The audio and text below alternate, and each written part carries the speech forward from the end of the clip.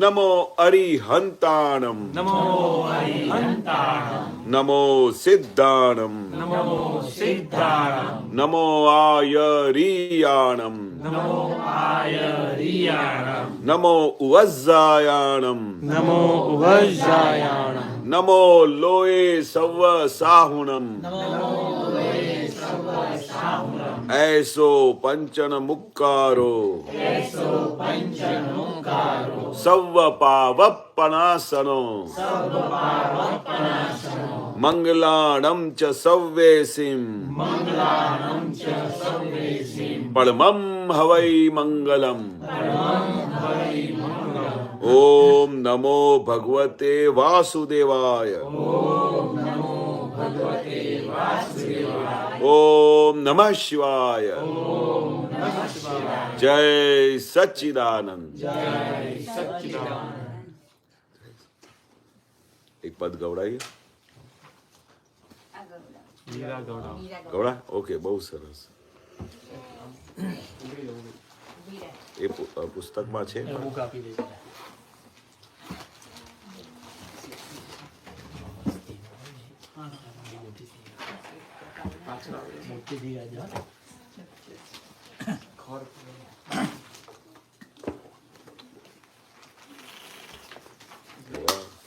મીરા પદ ગવડાવે છે, બહુ સરસ.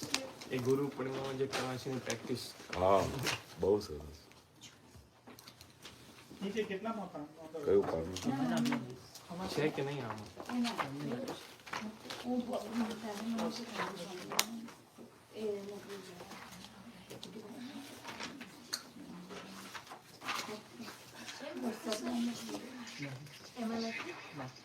એમાં નહીં હોય.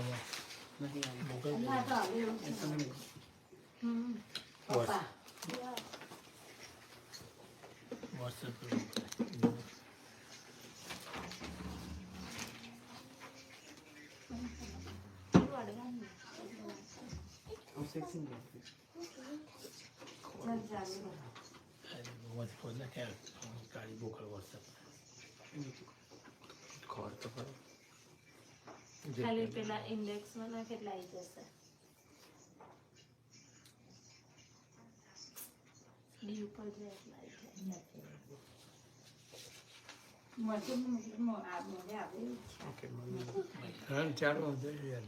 ફોટો પાડી. ફોટો પાડી.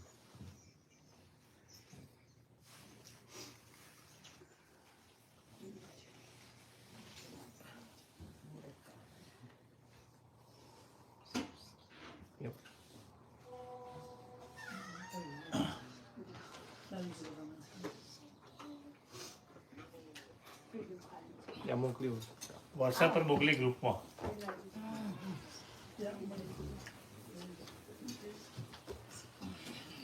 બધાને મૂકી આવો. હા મોકલ્યું. ઓકે. જય સચ્ચિદાનંદ, જય સચ્ચિદાનંદ, જય સચ્ચિદાનંદ, જય સચ્ચિદાનંદ.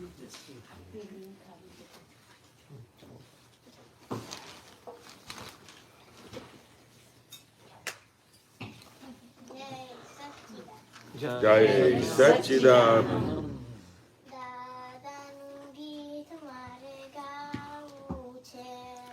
દાદાનું ગીત મારે ગાવું છે,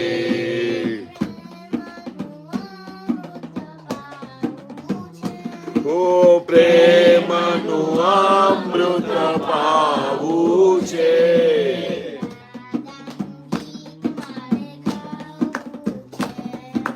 દાદાનું ગીત મારે ગાવું છે.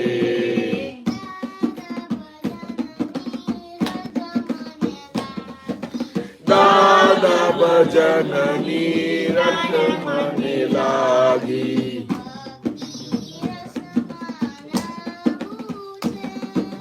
ભક્તિ રસમાં નાવું છે.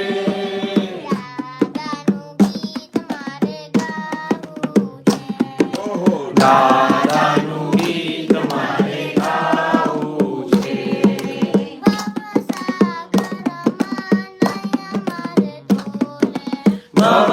ભવસાગરમાં નૈયા મારી ડોલે,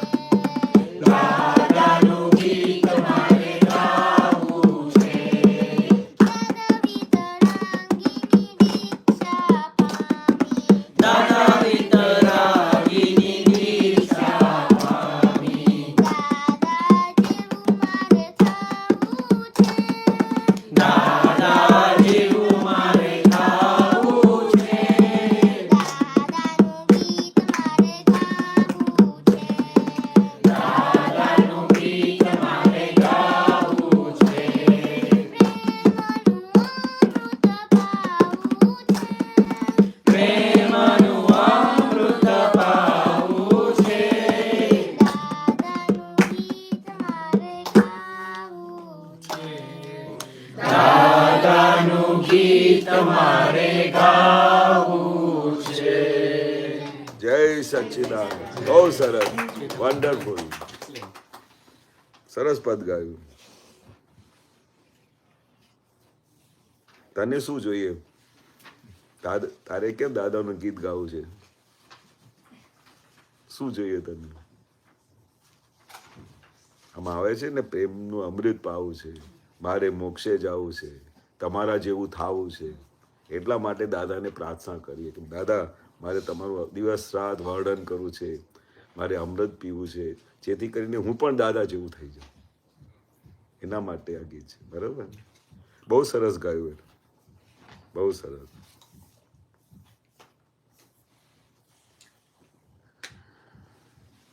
આપણે દાદા જેવું થવું છે ને. દાદા શું કરતા હતા? બધાને સુખ જ આપતા હતા. જે કોઈ દાદાના લાઈફમાં આવે ને એને સુખ જ આપે. તો આપણે સુખ આપીએ ને તો સુખ આવે, તો આપણે દુઃખ આપીએ તો શું આવે? દુઃખ આવે. બસ આટલું જ સમજવાનું છે, બીજું કશું સમજવાનું જ નથી. એટલે આપણે બધાને સુખ આપવું એ આપણે દિવસ રાત પ્રાર્થના કરવાની, દિવસ રાત શક્તિ માંગવાની દાદા પાસેથી કે મારે બધાને સુખ જ આપવું છે. દાદા ભગવાન એવું જ કરતા હતા, આખું જીવન બધાને સુખ જ આપ કર્યું. દાદાએ કોઈને દુઃખ આપ્યું જ નહીં, બધાને સુખ જ આપ્યું. એટલે અમે બધા દાદામય થઈ ગયા બધા. બરોબર ને?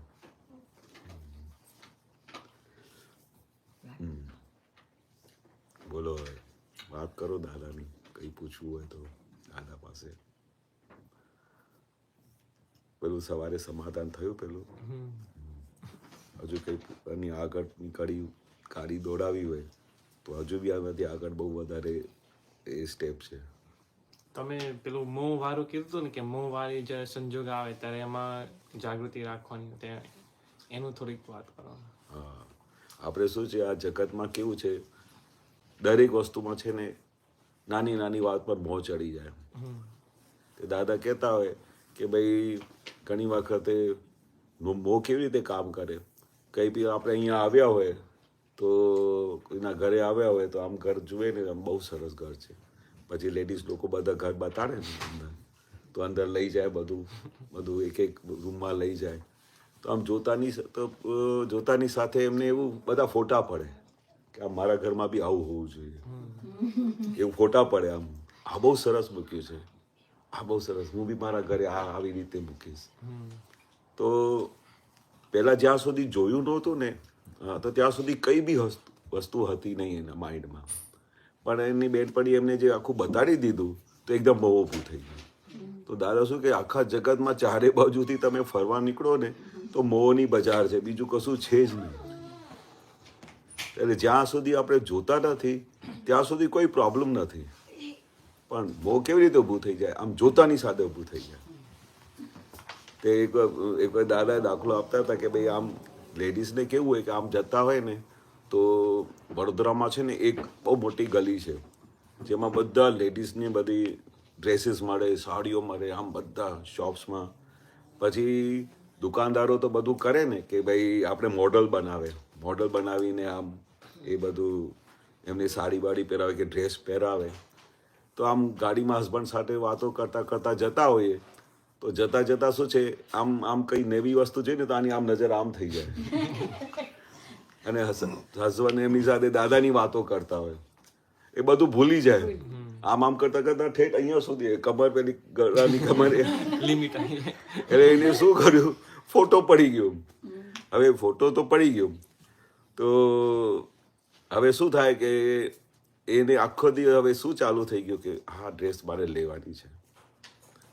તો એ ઘરમાં પછી બધું પ્લાનિંગ કરીને બધું કામ કરતા હોય, બંનેની પગારો આપતી હોય, લિમિટેડ પૈસા હોય.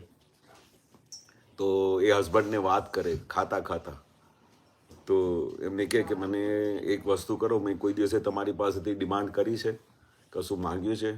કોઈક જ વખતે મને આ ડ્રેસ મને લઈ આપો તમે. એ કહે ભાઈ હમણાં અમારી પરિસ્થિતિ બરોબર નથી, હમણાં થોડું ટાઈમ રાખો અને થોડો મારો કંઈ બોનસ આવે કે આમ તેમ થાય પછી કરી આપીશ. પણ એને તો ફોટો પડી ગયો એટલે આખો દિવસ એનો ફોટો આંખોની સામે આવ્યા જ કરે. પછી હું તમને કહું છું ને કે હમણાં એમના લગ્ન થવાના છે, આમ છે તેમ, તો તો મને અમને આ લઈ આપો.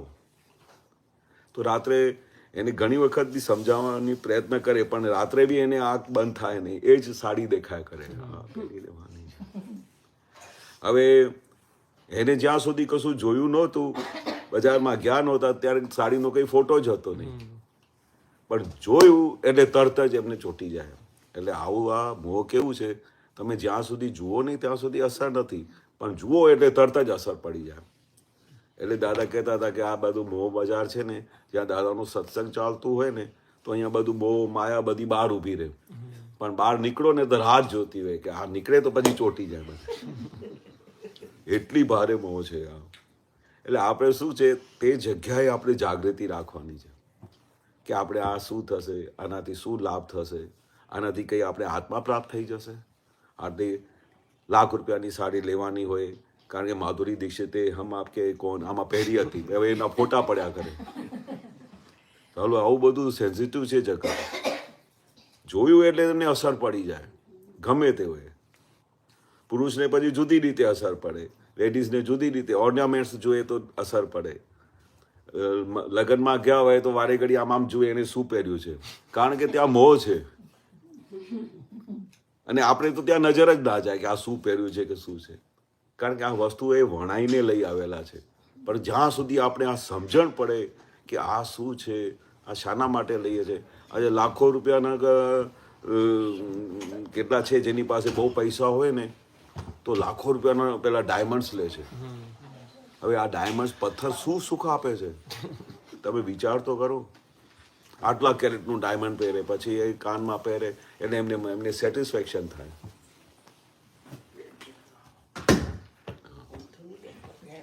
હા, આવો જય સચ્ચિદાનંદ, જય સચ્ચિદાનંદ.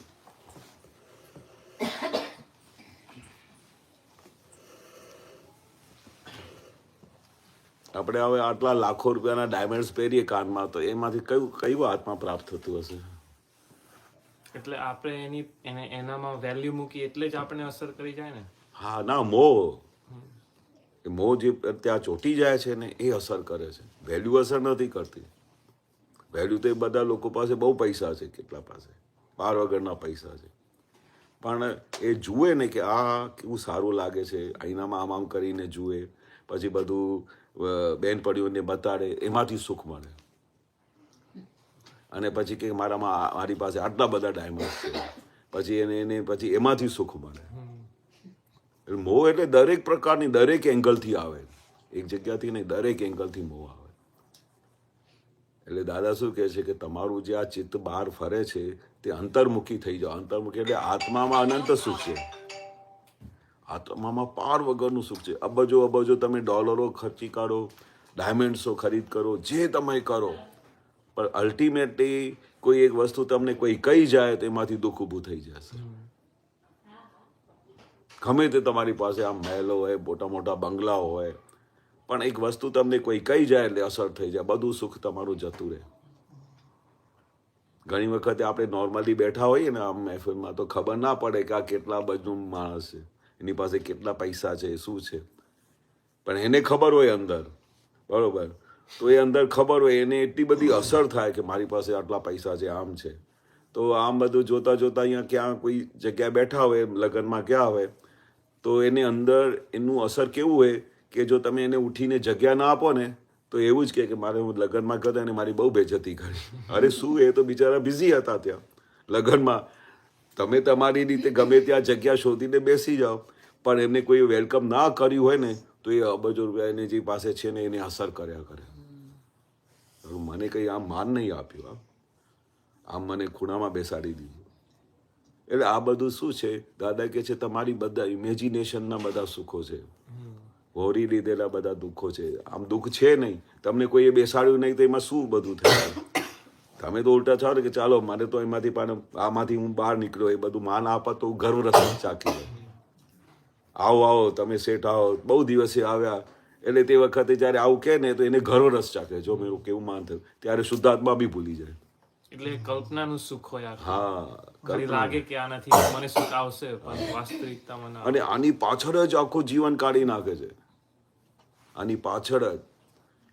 તમને માન ના આપે ને તો પછી જો કેવું શું થાય છે તમારે. બધું સુખ તમારું, બધા પૈસા તમને વ્યર્થ લાગે, કશું જ નથી. એને ખબર નથી કે મારી પાસે કેટલા પૈસા છે, હું કેટલો મોટો પૈસાનો માલિક છું. આ એમને પેલું કે ડિફોલ્ટમાં એને બધું દેખાયા કરે. કોઈ એમને કે ના કહે, પણ એમને લાગ્યા જ કરે કે મારી આવી કિંમત છે. એટલે શું છે, આપણું આખું બધું ચિત્ત પોતાના આ બાહ્ય સુખોમાં જતું રહ્યું છે. બાહ્ય માન ખાવામાં, બાહ્ય મોહમાં, એમાં જ આખું આપણું ચિત્ત જતું રહ્યું છે. એટલે આપણે દાદા શું કહે છે કે હવે અંતર્મુખી થાવ, અંદર જુઓ કે કેટલું પાર વગરનું સુખ છે, બ્રહ્માંડનું સુખ સમાયેલું છે. તમે અંદર જાણી તો જુઓ, અંદર ગુફામાં જાઓ તો ખરા.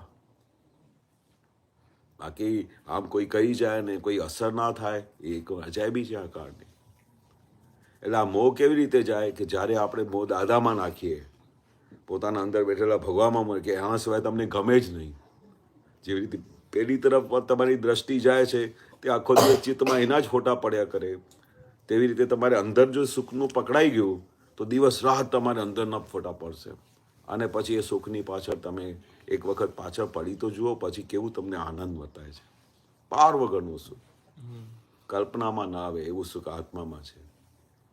એટલે આપણે હવે ધીરે ધીરે તો આખું ભાવ આપણે આ બધી વસ્તુઓમાં કેટલા અનાદિભાવથી આ બધું કરતા આવ્યા, અનાદિભાવથી આ બધું ચાલ્યા કરે છે. એમાં તો હવે ધીરે ધીરે આપણે દ્રષ્ટિ બદલાઈએ. દાદા શું છે, માંડ બહુ આટલા બધા કેટલા બધા દેવી દેવતાઓને હાજર કરી, સિમંદર સ્વામીને હાજર કરી, આખું વિજ્ઞાન તમારે અંદર નાખી આપ્યું.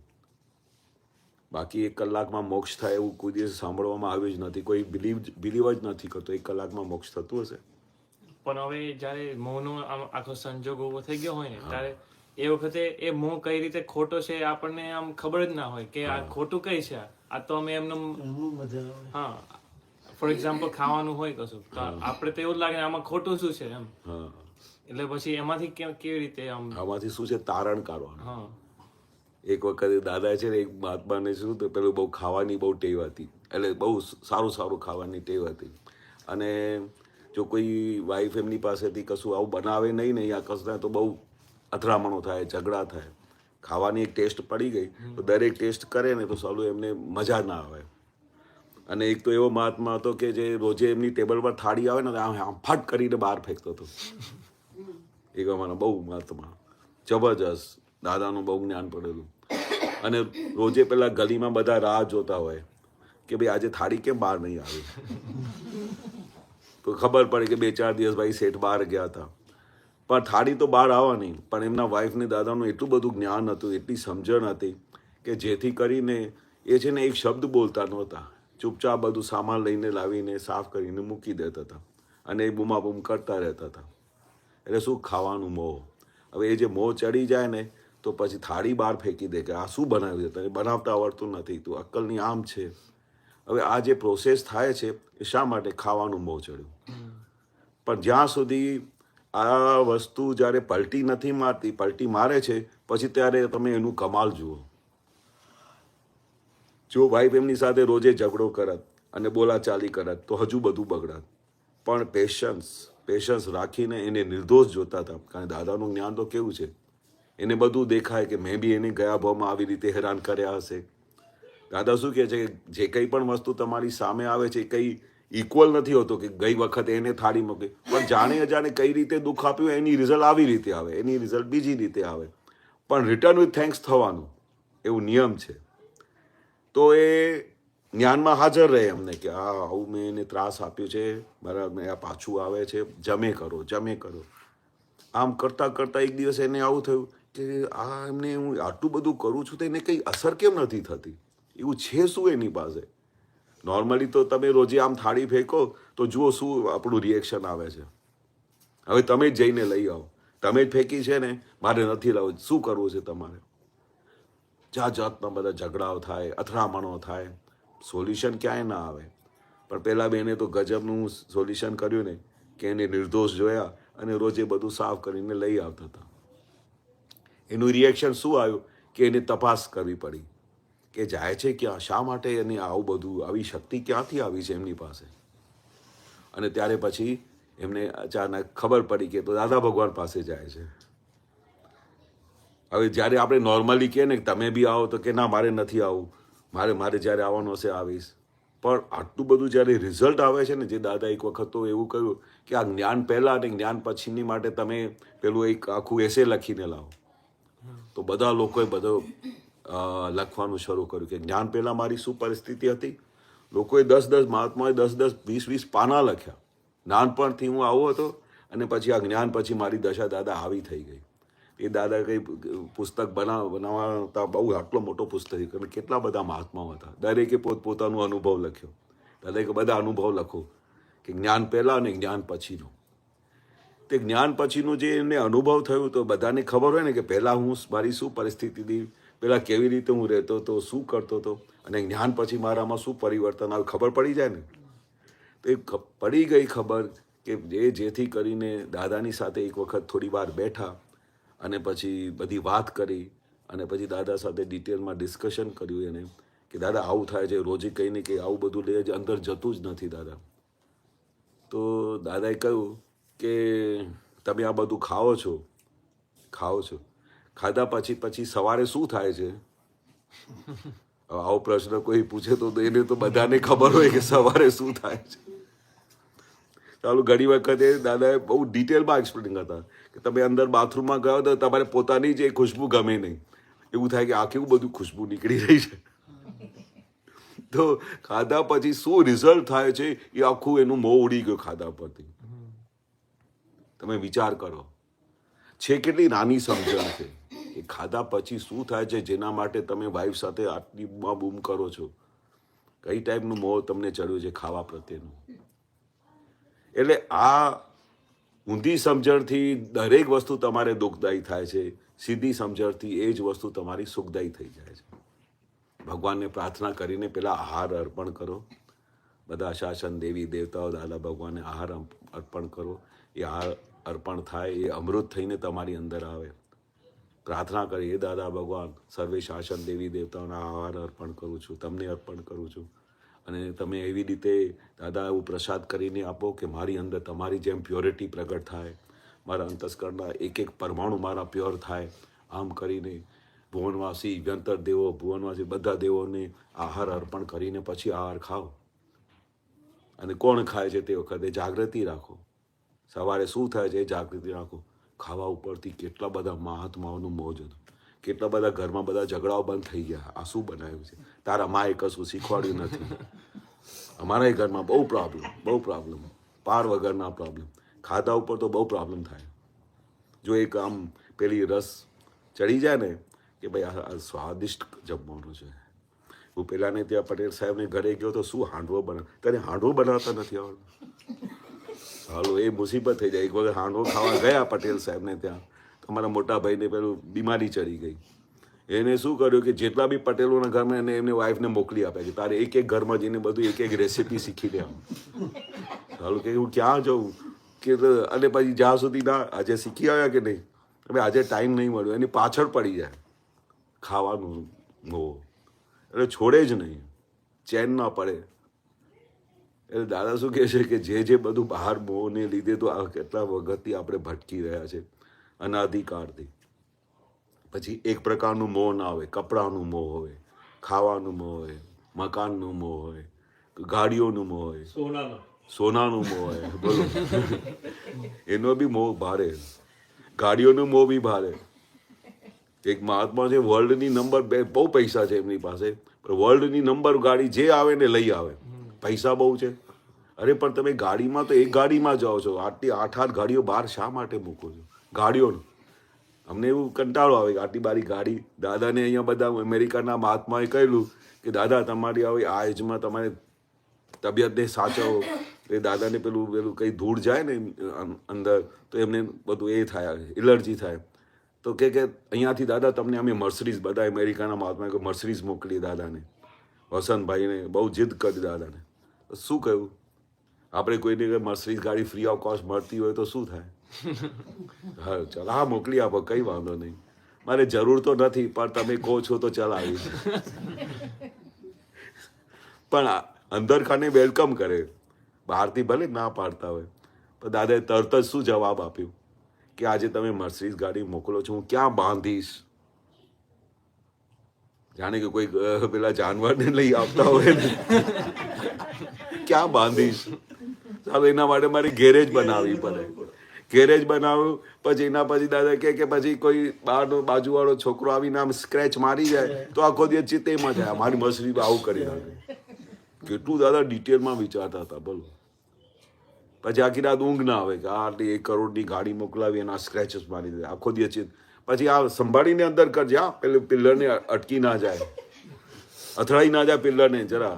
પછી દિવસ છોકરાઓ સાથે મગજમારી કરવી પડે.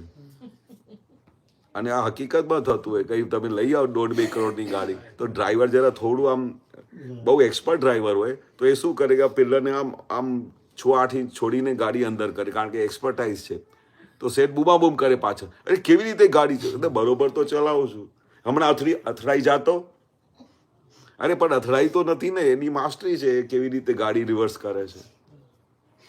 મેં તો અહીંયા જોયું ને પેલા વિન્સરમાં તે નીચે પેલા બિલ્ડિંગને નીચે જે પેલી પાર્કિંગની એરિયા હતી ને, તો એ ગાડી જ્યારે રિવર્સ કરે ચલાવે અને આટલી જગ્યામાં, તો મને એવું થાય કે કેવી રીતે અથડાઈ જશે, પણ અથડાય જ નહીં. 10 વખત ગાડીમાં બહાર ગયા. એટલે શું છે, પાછળ જે બેઠો એને એવું જ લાગે કેવી ગાડી ચલાવે. અરે પણ એની માસ્ટરી છે. ચિત્તામાં રાખો ને, આત્મામાં રાખો ને, શું ગાડીમાં ચિત્ત રાખો. એટલે દાદાની આ બહારની જે વસ્તુમાં મોહ નામની વસ્તુ જ નહીં.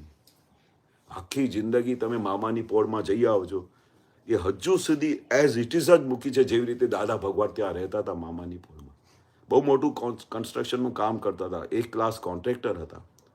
પણ કોઈ દિવસે ઘરમાં જે પોઝિશનમાં જે ઘર હતું ને, આવું એક નાની એક પાટિયા જેવું સોફા આવતું પહેલા જમાનામાં આવતું હતું, એના પર બેસતા હતા. એક બાજુમાં પલંગ હતું, ત્યાં બધા સવારે બધા મહાત્મા નીચે ઉપર બેસી જતા હતા. 20-25 મહાત્મા આવે પહેલા રૂમમાં.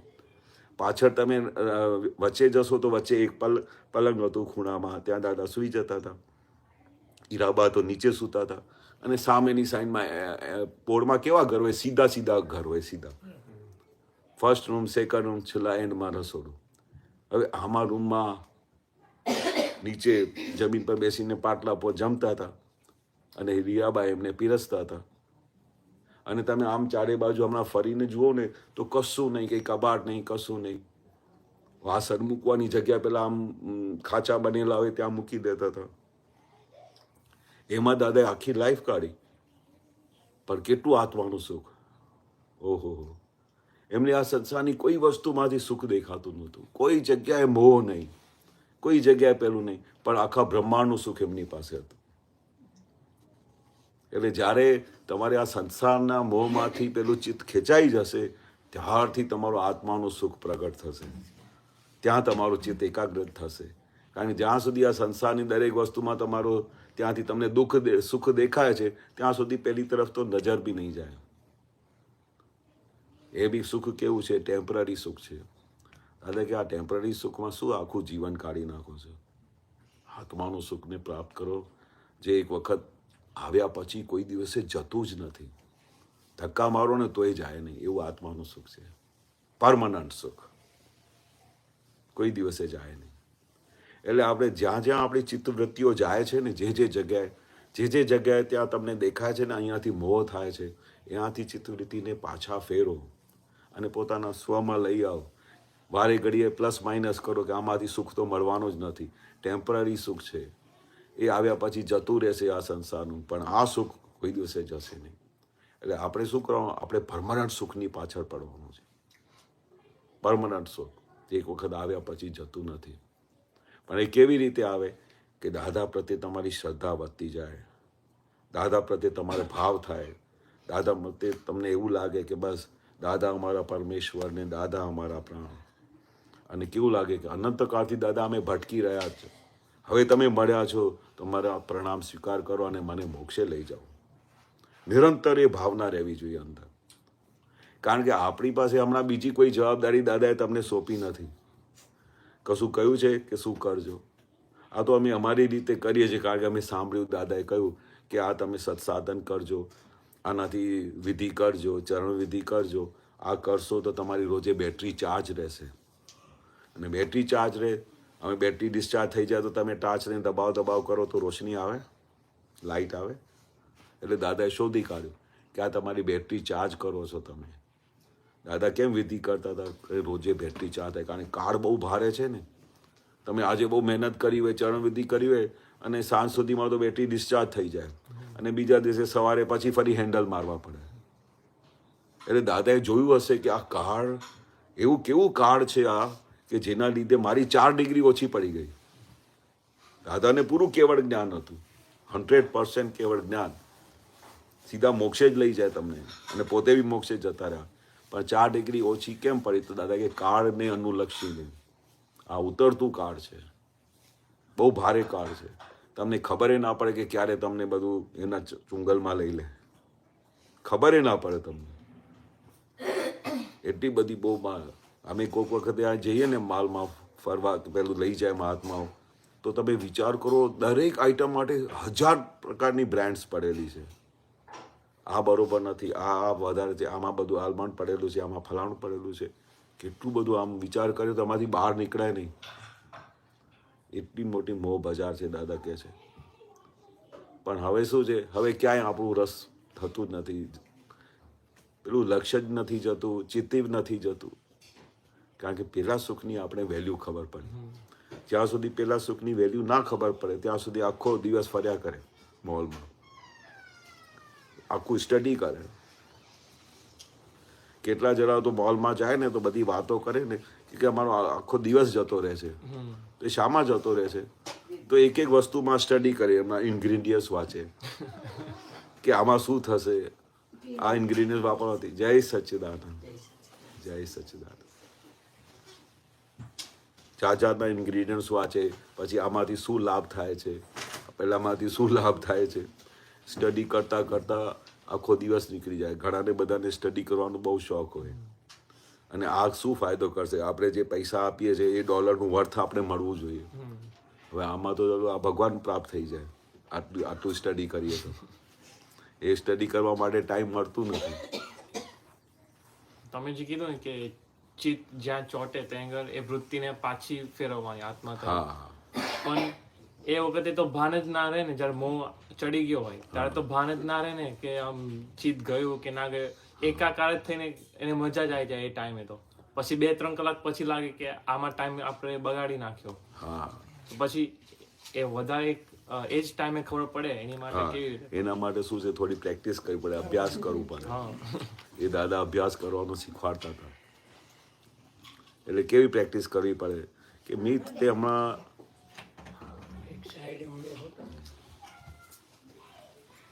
આવો જય સચ્ચિદાનંદ.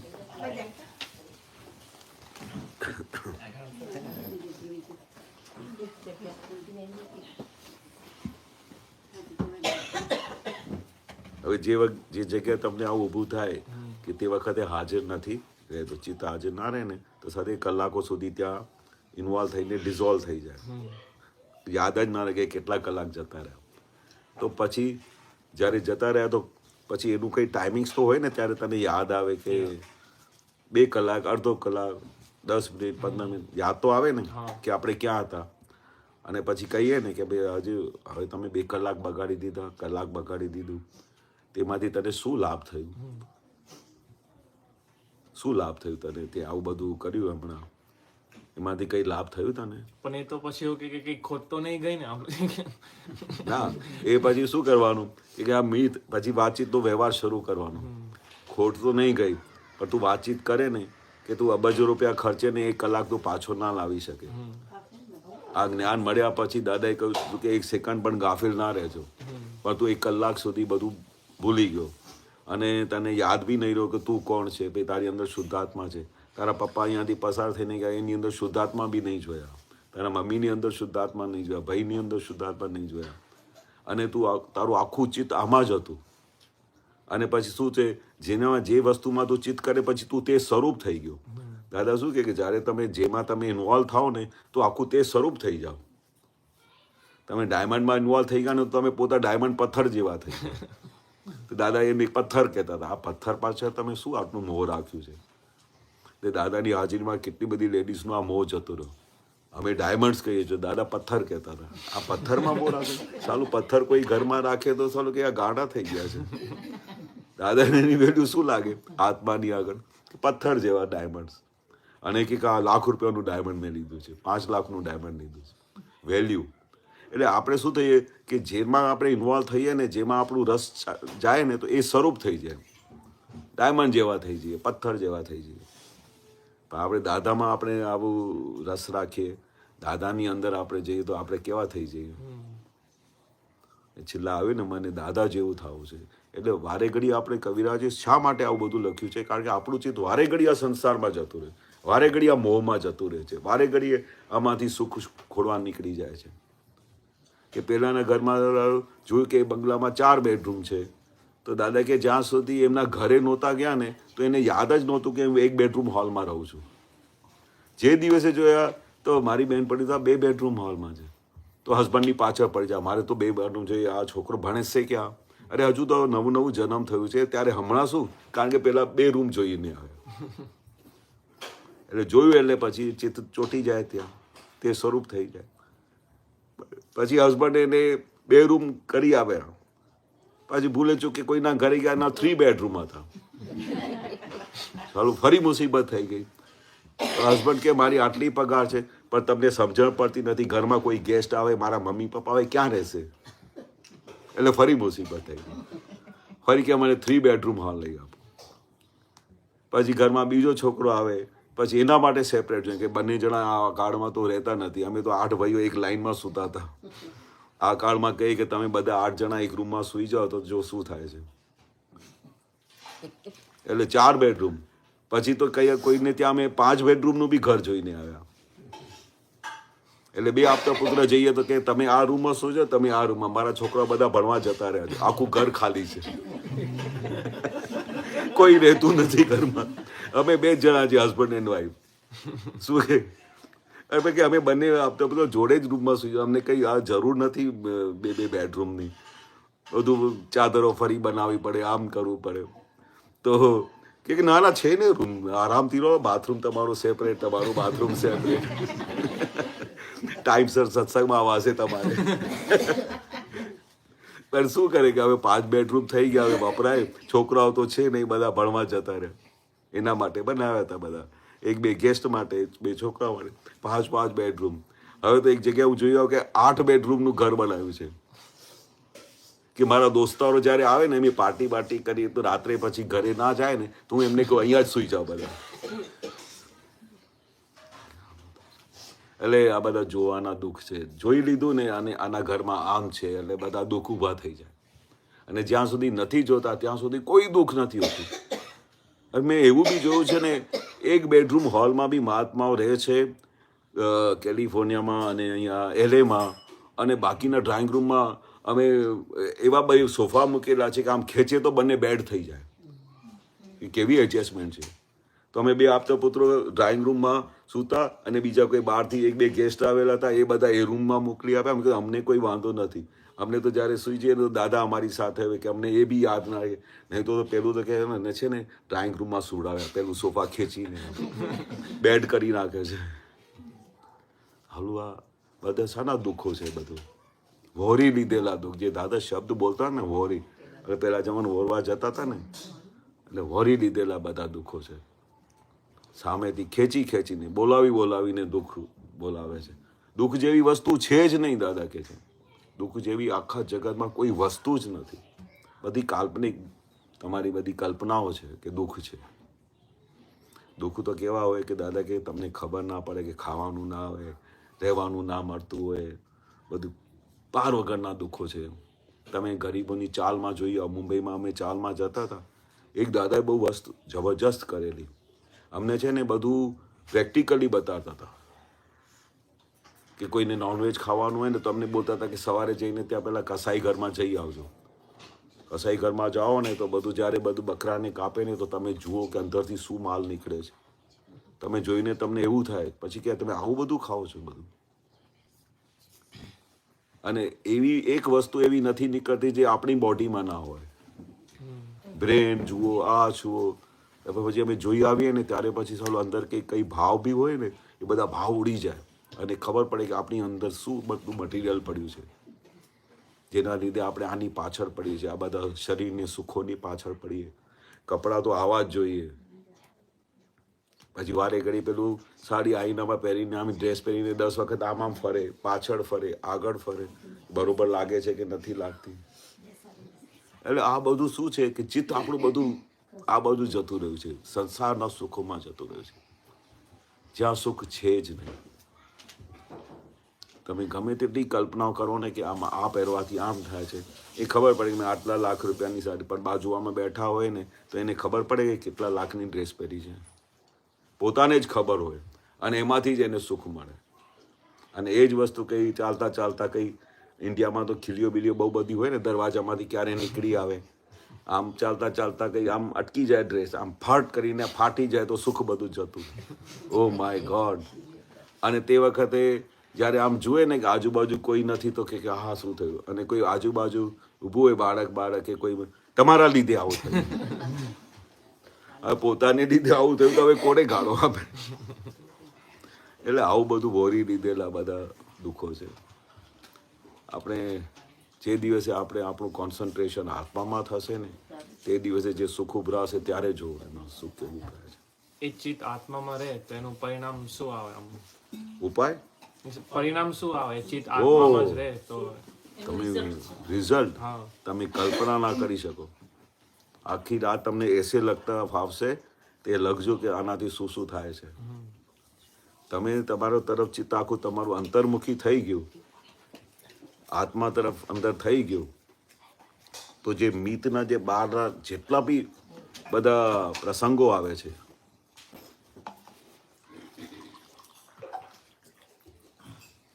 મિતની આજુબાજુ જેટલા બી પ્રસંગો આવે છે, મિતની કઈ બાજુથી આપણે એમને અસરો થાય છે, એ ક્યારેક ક્યારેક કઈ જગ્યાએ ડિઝોલ્વ થઈ જાય છે, ક્યારેક એની સામા માટેના દિવસ આ દોષો દેખાય છે, A to Z બધું સ્ટોપ થઈ જશે સડનલી. એવું નહીં કે ભાઈ એને બહુ ટાઈમ લાગશે, ખાલી આમ ચિત્ત તમારું આ બાજુ થયું આત્મા તરફ તો તમે ઓન ધ સ્પોટ પહેલાં તો સેપરેટ થઈ જશો.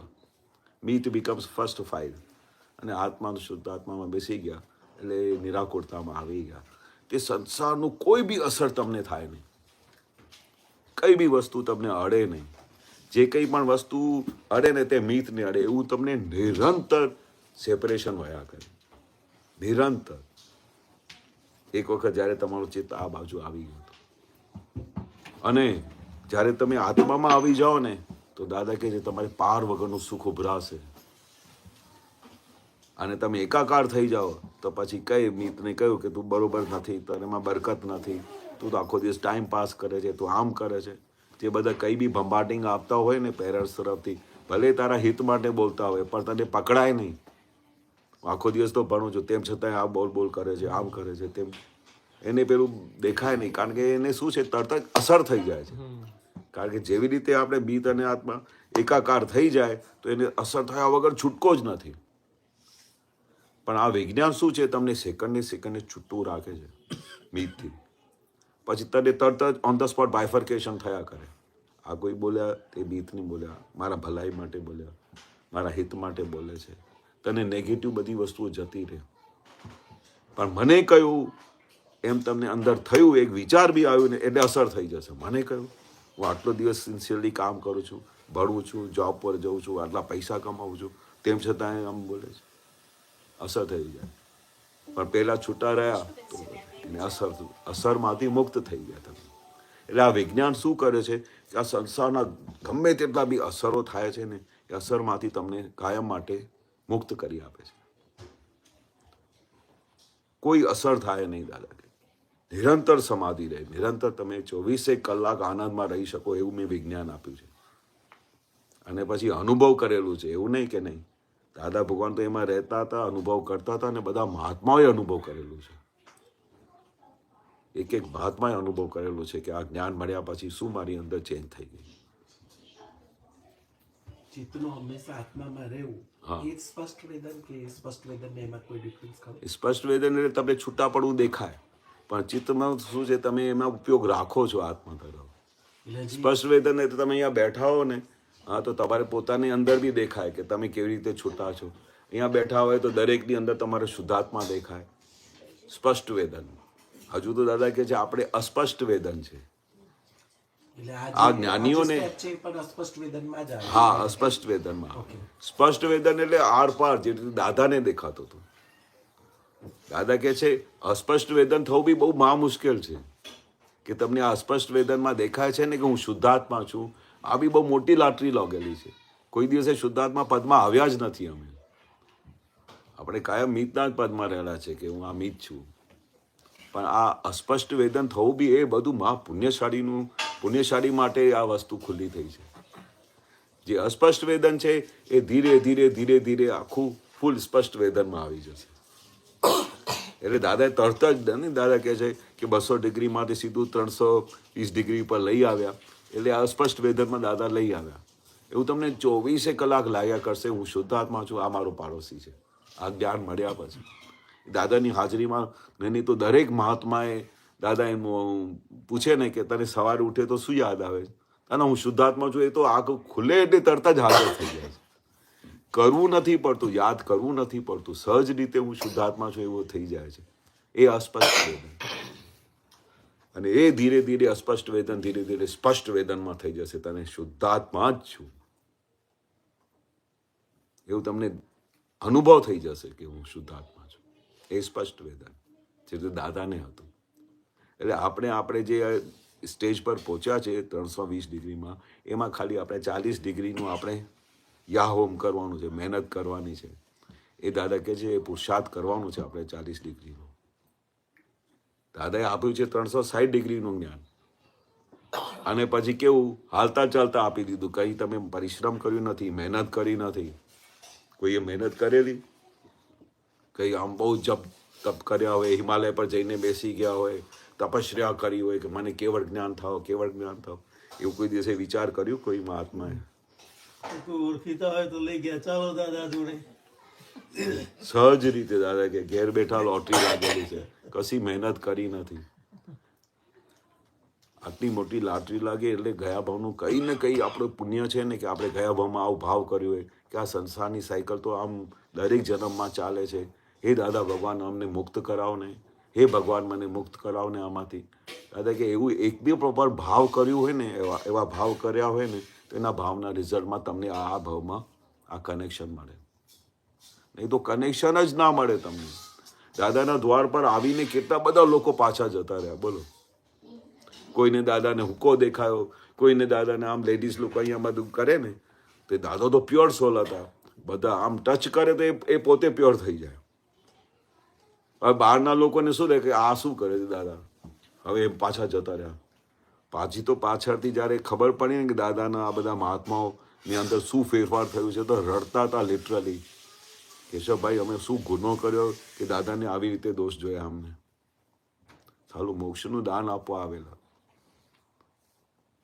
હવે આપણે શું છે, લોકોની આંખો કાચને લખોટા, હીરાને ઓળખશે નહીં પણ પીછે પૂછશે ફોટા. તો પાછળથી કેટલા બધા મહાત્માઓ રડતા હતા વડોદરાના. જ્યારે પેલી દાદાની પેલી એ સમાધિ નીકળીને કેલનપુર દાદાને લઈ જતા હતા, આખું વડોદરા શહેર બંધ થઈ ગયેલું. આખું વડોદરા શહેર ઓલ ઓવર ઇન્ડિયાથી બધા લોકો આવ્યા દાદાને મળવા, અને એટલા બધા રડતા હતા. કારણ કે આવું બધું કોઈ એટલે જોયું નહીં કે આવી બધી સવારી નીકળશે જ્ઞાની પુરુષની, કે આ તો અમે દાદા ભગવાનને અમે હતા, સાક્ષાત પરમાત્મા હતા. કારણ બધાને અનુભવ થવા માંડ્યા. બધાએ પછી આપતો માણ્યું. પછી જ્યારે દાદા કે ને હોય ત્યારે લાભ ના લે, જતા રહે ત્યારે પછી બધું શોધ્યા કરે. એ અહીંયા બેસતા હતા, અહીંયા ગયા હતા, પછી ત્યાં જઈને આમ કર્યા કરે. દાદા અહીંયા બેસતા હતા, હા અહીંયા બેસતા હતા. વિરહ લાગે, વિરહ કે મારી આંખોની સામે દાદા હાજર હતા અને મેં એમને દર્શન નહીં કર્યા. આવા વિરહ લાગે. કારણ કે જ્ઞાન તો પ્રાપ્ત નહીં કર્યું, અને પછી ખાલી એ વિરહ લાગે કે ચલો મેં આવું ગુનો કર્યો. પછી ફરી પાછળથી જ્ઞાન લે. પછી પણ એની હાજરીમાં તમને ચાન્સ મળેલું ત્યારે તમે લાભ નહીં લીધું. ઘણા બધાને હાજર હતા ને મેં ત્યારે એમનું લાભ નહીં. તો મારી મામાની પોળમાં જ્યાં દાદા રહેતા હતા, આટલી મોટી લાંબી પોળ છે, કોઈ ગયા હોય તો ખબર હોય તો, એ આખી પોળમાં કોઈએ દાદા પાસેથી જ્ઞાન નહીં લીધું બોલો, પણ આખી વર્લ્ડમાંથી દાદા પાસેથી જ્ઞાન લઈ ગયા. કેટલું પુણ્ય કાચું પડી જાય. પુણ્ય જ્યારે કાચું એ તો જ્ઞાની ઓળખાય નહીં, એવું પદ છે ને. જ્યોતિ સ્વરૂપ મળ્યા સિવાય વાત કરાય નહીં, એવું બધું છે. જ્ઞાની પુરુષ હાજર હોય ત્યારે ચાલો એની વેલ્યુ જ ના થાય. એટલે આપણે હવે હમણાં દાદા ભગવાન મળ્યા છે ને એટલે વારે દાદા ભગવાન કહે છે કે કામ કાઢી લેજો, કામ કાઢી લેજો. એવું વારે ઘડી આપણે પોતાને બી કહેવાનું, મિતને કહેવાનું કે આ ચાન્સ ફરીથી મળશે નહીં, પાછળ તો ઘોર અંધકાર આવવાનો છે. આવતા ભવે બીજું જન્મ લેશો ને ફરી તો આનાથી પણ ઉતરતું કાળ હશે, ફરી જન્મ લેશો આનાથી ઉતરતું કાળ હશે, રહેવું મુશ્કેલ પડી જશે. આમ કરતાં કરતાં તો દાદાએ પછી રાત્રે પછી કેવી અંધારી રાત આવશે કે બધા માણસો 2 ફૂટના થઈ જશે. જે આપણે 70, 80, 90 વર્ષની ઉંમર કાઢીએ છીએ તો 15 વર્ષમાં દાદા થઈ જશે, દાદી થઈ જશે. એવું ઉતરતું કાળ છે આ. પછી આગળ જતાં જતાં તો ખાવાના ફાફા, ખાવાનું નહીં મળશે. પછી નદીઓ બધી શોર્ટ થઈ જશે, ક્યાંથી આમ ખાડા કરીને પાણી કાઢશે. દાદા કે એવું ઉતરતું કાળ આવવાનું છે. કલ્પના ના હોય ઉતરતું કાળ આવવાનું. આપણે તો હવે સંધ્યા થઈ છે અને આવી સંધ્યાની વચ્ચે આપણે દાદાનું વિજ્ઞાન મળી ગયું છે, મોક્ષનો સિક્કો વાગી ગયો છે. એટલે આપણે નીકળવું, આ ગલીમાંથી નીકળી જાઓ. ફરી કોઈ ચાન્સ મળવાનું નથી, કોઈ સાંધો મળવાનું નથી, એવું દાદા કહેતા હતા. આ સાંધો મળી ગયો તો મળી ગયો તમને, પણ કામ કાઢી લો. કામ કાઢી લો નો અર્થ શું છે? ચાલો તમે મને બતાવો, શું શા માટે વારે ઘડી દાદા આવું બોલતા હતા કામ કાઢી લો? કઈ તો બોલો. જ્ઞાન જે છે એ સમજીને અંદર તમે પુરુષાર્થ ધર્મમાં આવી જાય. હા, બીજું બોલો. જ્ઞાનીની આજ્ઞામાં આવી જાઓ. અમે તો બેસીને 1000 દાદાની વાતો, સેન્ટેન્સો લખી છે કે કામ કાઢી લો એટલે આવું કહેવા માંગે છે. કામ કાઢી લો એટલે નિરંતર 5 આજ્ઞા મારો. કામ કાઢી લો એટલે દરેક જીવ માત્રને સુખ આપો. એટલે દાદાની જે કંઈ પણ કલ્પનાઓ છે ને એ અમે એમ વિચારતા હતા કે દાદા એવું કર્યું. કોઈની સાથે અથડામણ થતી હોય તો દાદા કે કોઈ બીજી માત્ર સાથે અથડામણ ના થાય એવું મેં વિજ્ઞાન આપ્યું છે, તો એના પર કોન્સન્ટ્રેટ કરો કે કેમ કરીને મારા નિમિત્તે બધાને સુખ મળે ઘરમાં. જગત નિર્દોષ જેવું. હા, જગત નિર્દોષ દેખાય. કામ કાઢી લો. જેટલું બને એટલું આપણા થકી કોઈને લાભ થતું હોય, કોઈનું ઉપકાર થતું હોય, કોઈને લાભ થતું હોય તો એને હેલ્પ કરો. દુઃખ ના આપો કોઈ. એટલે જે જગ્યાએ આપણે માર ખાઈએ છીએ, જે જગ્યાએ આપણે વારે ઘડીએ સાયકલમાં આવી જઈએ છીએ, રીબર્થની સાયકલમાં, એ બધામાંથી મુક્ત થવા માટે કામ કાઢી લો. આપણે આ સાયકલમાં ફરી આવું નથી. જેમાં સુખ હોય તો પછી વારે ઘડી આવો. પાર વગરનું સુખ હોય આ સાયકલમાં તો વારે ઘડી દાદા કહે છે જેમ છે તેમ ગાડી ચલાવો, કંઈ વાંધો નથી. પણ સુખ ના મળતું હોય તો આપણે રસ્તો શોધી કાઢો કે કેવી રીતે આમાંથી મુક્તિ આવે, કેવી રીતે આપણે આમાંથી મુક્ત થઈએ. એના માટે આપણે શું પ્રયત્નો કરીએ કે જેથી કરીને આ સાયકલમાંથી બહાર નીકળી જઈએ. એવા મારે દિવસ રાત પ્રયત્ન કરવા પડે. જેને દાદા કહેતા હતા કે આપણે પુરુષાર્થ માંડો. બરાબર. અમે ઘણી વખતે પેલું ગાફિલ રહેતા હતા દાદાની હાજરીમાં. હાલું જ્યાં સુધી આ વસ્તુ પકડાય નહીં ને તો એની વેલ્યુ સમજાય નહીં. તો એક દિવસ દાદા ભગવાનને બપોરનું ટાઈમ હતું તો અમે આપતા પુત્રો આમ નોર્મલ જઈને કોઈક વખતે વિધિ કરવા બેસી જે આમ થાય તો તે વખતે પેલું નવી ટીવી આવી ઇન્ડિયામાં ફર્સ્ટ ટાઈમ. તમને યાદ હોય તો ટીવી નામની વસ્તુ હતી નહીં, દાદાની હાજરીમાં આવેલી. અને પછી અચાનક ત્યાં ક્રિકેટ મેચ આવી. હલો, તો દાદાને તો બધી ખબર પડે. દાદા રૂમમાં બેઠા હોય ને તો અહીંયા બહાર શું ચાલે છે એને બધું દેખાય. એવા બહુ બધા અનુભવ થઈ ગયા. પણ પેલી જવાનીનું ટાઈમ બહુ એટલે એક્સાઇટમેન્ટ હોય ને નવી ટીવી આવે તો બધા અમે દાદા બપોરે 11 વાગે જમીને પછી આમ આરામ કરે રૂમમાં. તો અમે ચીમન કાકાને ત્યાં બેઠા હતા. તો જેવી રીતે બહાર આવ્યા તો એને ત્યાં બી ટીવી હતી. તો ધીરે રહીને અવાજ કર્યો કે દાદાને ડિસ્ટર્બ ના થાય. બહુ આગળ બેસીને ટીવી ચાલુ કરીને બેસી ગયા અમે ચીમન કાકાને કહ્યું કે નવી ટીવી જોઈએ તો ખરા, આમાં કેવું દેખાય છે મેચ. તો 1.5-2 કલાક 2 કલાક થઈ ગયા. તો 2 કલાક તો પછી દાદા તો દરવાજો ખુલે તો પછી ફરી અમે અંદર દોડીએ, બધું બંધ કરીને દોડ્યા. તો અમે અજાયબી પામતા હતા કે આટલી વારમાં પછી અંદર ગયા તો પછી દાદા આમ બેઠા હતા બધા, તો આમ જાણે કે કશું બન્યું જ ના હોય. પછી દાદા તરત જ પૂછે શું કર્યું બહાર? મેં કીધું દાદાને કેવી રીતે ખબર પડી શું કર્યું? પછી એક વસ્તુ હતી દાદાની હાજરીમાં કે દાદાએ આખી લાઈફ અમને કઈ બી પ્રશ્ન પૂછે ને તો દાદાની આગળ કોઈ દિવસ જૂઠું બોલાય જ નહીં. તમે બોલો ને કે આ નહીં દાદા હું તો આજ્ઞામાં બેઠો હતો, દાદા હું તો પ્રતિક્રમણ કરતો હતો, એવું નીકળે નહીં. જે કરતો હતો તો બોલીએ કે દાદા હું પ્રતિક્રમણ કર્યા મેં કલાક સુધી ઉપયોગમાં હતો. પણ જે ટીવી જોઈ તો દાદાને તરત જ કહ્યું. દાદાને ખબર નહીં કેવી રીતે ખબર પડી કે અમે શું કર્યું. એટલે દાદા પૂછે છે આજે તો હડ તો અમે બધા બોલ્યા દાદા અમે 2.5 કલાક સુધી પેલી મેચ જોતા હતા. એમ 2.5 કલાક મેચ જોઈ તમે? હવે એવી રીતે બોલે કે જાણે કે એટલું ઇનોસેન્ટલી વાત કરતા હોય કે જાણે કે કશું બન્યું જ ના હોય. પણ એમ બોલે ને એટલે અંદરનું અંતસ્કરણ બધું હાલી જાય. એમ 2.5 કલાક મેચ જોઈ તમે બધાએ? સારું દાદા આમ આંખોમાં જુએ ને કે આ છોકરા પર આટલી મહેનત કરું છું, કેટલી વિધિઓ કરું છું, બરોબર. અને અંદર ખાને જ્યારે ભૂલો થાય તો 10-10 પાનાના કાગળિયા લખીને આવે છે. પછી મારે આમ કરીને બધી ભૂલો અને માફ કરાતા. દેવોને વિનવીને ભૂલો માફ કરાતા એ પદમાં છે.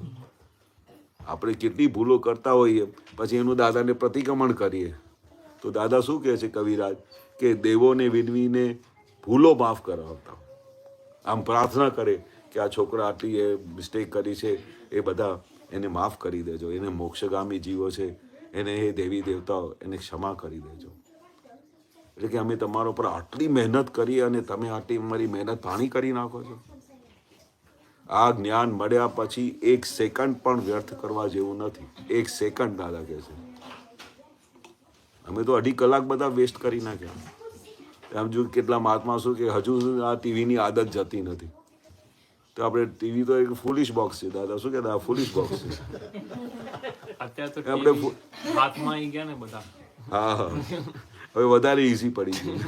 હાલતા ચાલતા જોયા છે. હાલું મેં એક વખત ક્યાં ગયો હતો, ચાઇના ગયો હતો. તો ચાઇનામાં એક એવી સ્ટેશન છે, હા, તો તમે જુઓ ને હા બહુ હ્યુજ, કારણ કે બહુ પોપ્યુલેશન મોટી ને તો સેન્ટર જ્યારે જે કંઈ પણ સ્ટેશન કે બહુ જંકશન હોય ને જ્યાં બધી ગાડીઓ આખી કન્ટ્રીમાં જતી હોય તે જંકશન બહુ હ્યુજ હોય. તો આમ બોલો ને 1.5-પોણો કિલોમીટર સુધી તમારે ચાલવું પડે તમારા પ્લેટફોર્મ સુધી. એટલી મોટી સ્ટેશનો ચાઇનામાં. તો હું બેગ લઈને જતો હતો તો મને એવી એક સીટ નહીં લાગી કે જે માણસનું બધું મોઢું આમ મોબાઈલમાં નહોતું. એક માણસ મને દેખાય નહીં. બહુ ઓબ્ઝર્વ કરતો હતો કે કોની પાસે મોબાઈલ નથી.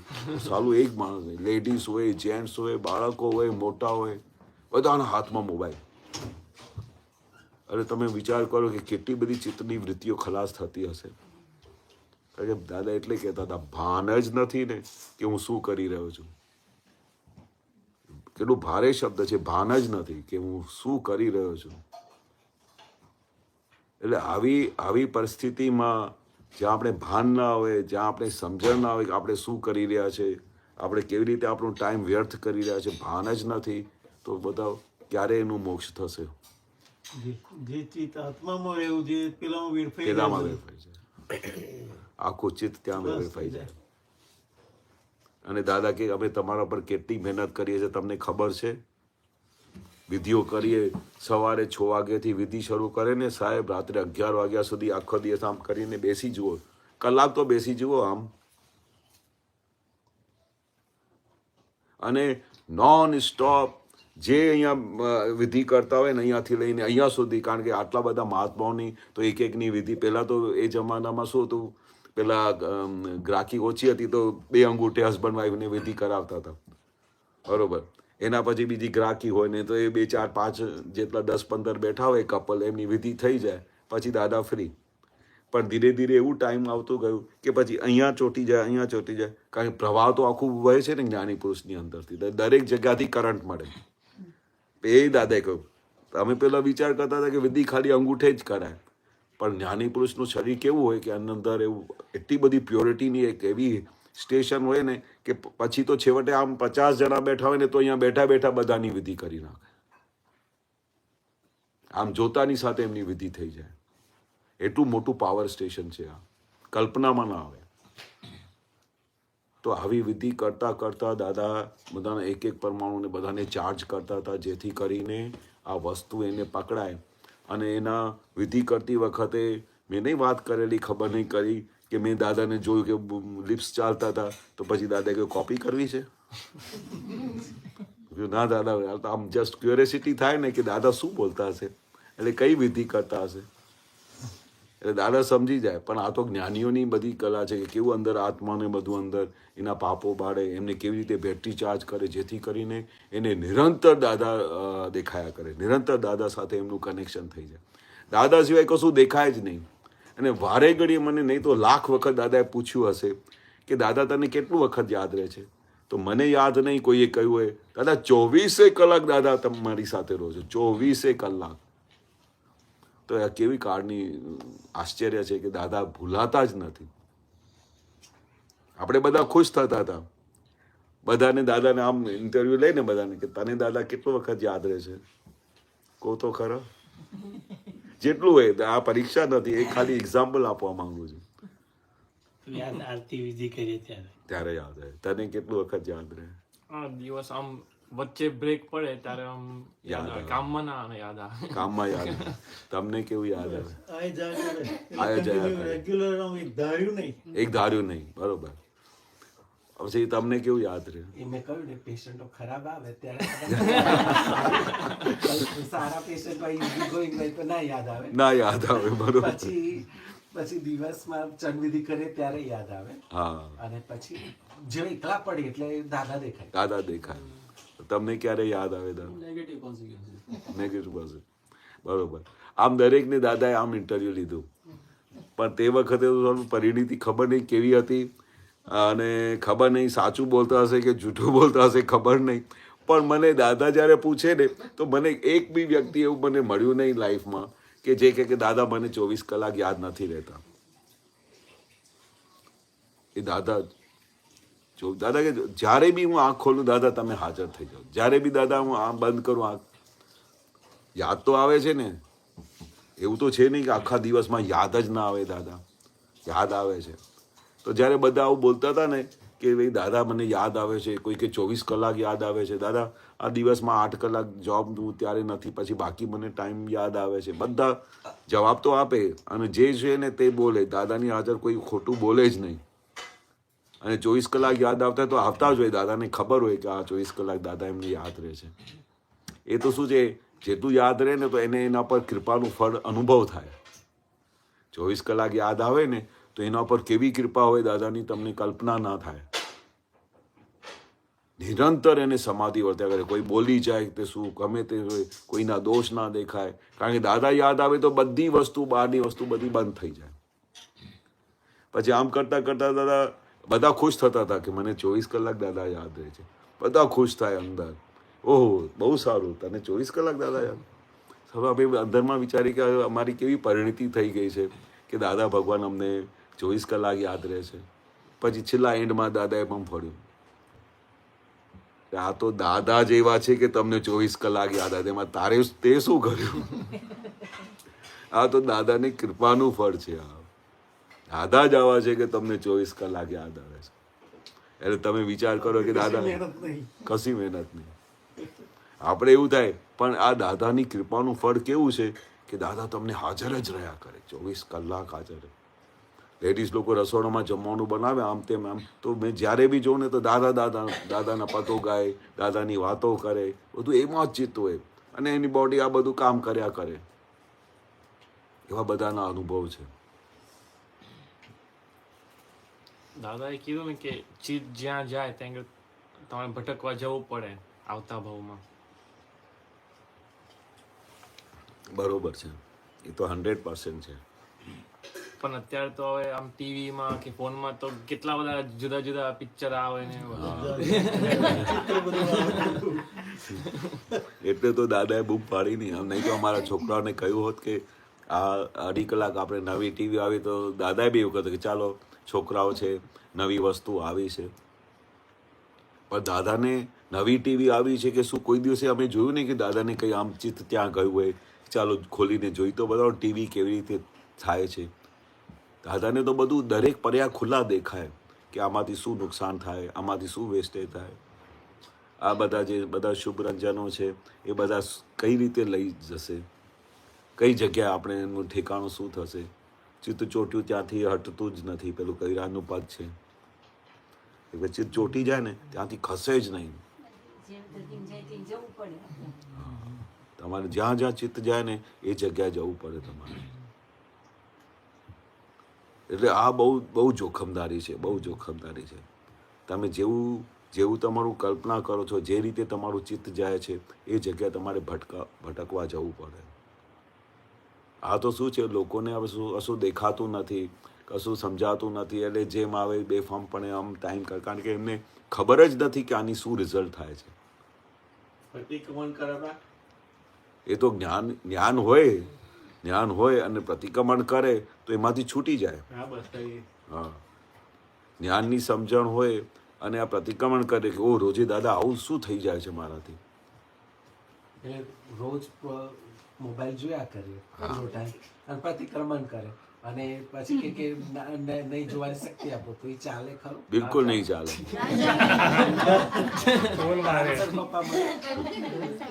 બિલકુલ નહીં ચાલે.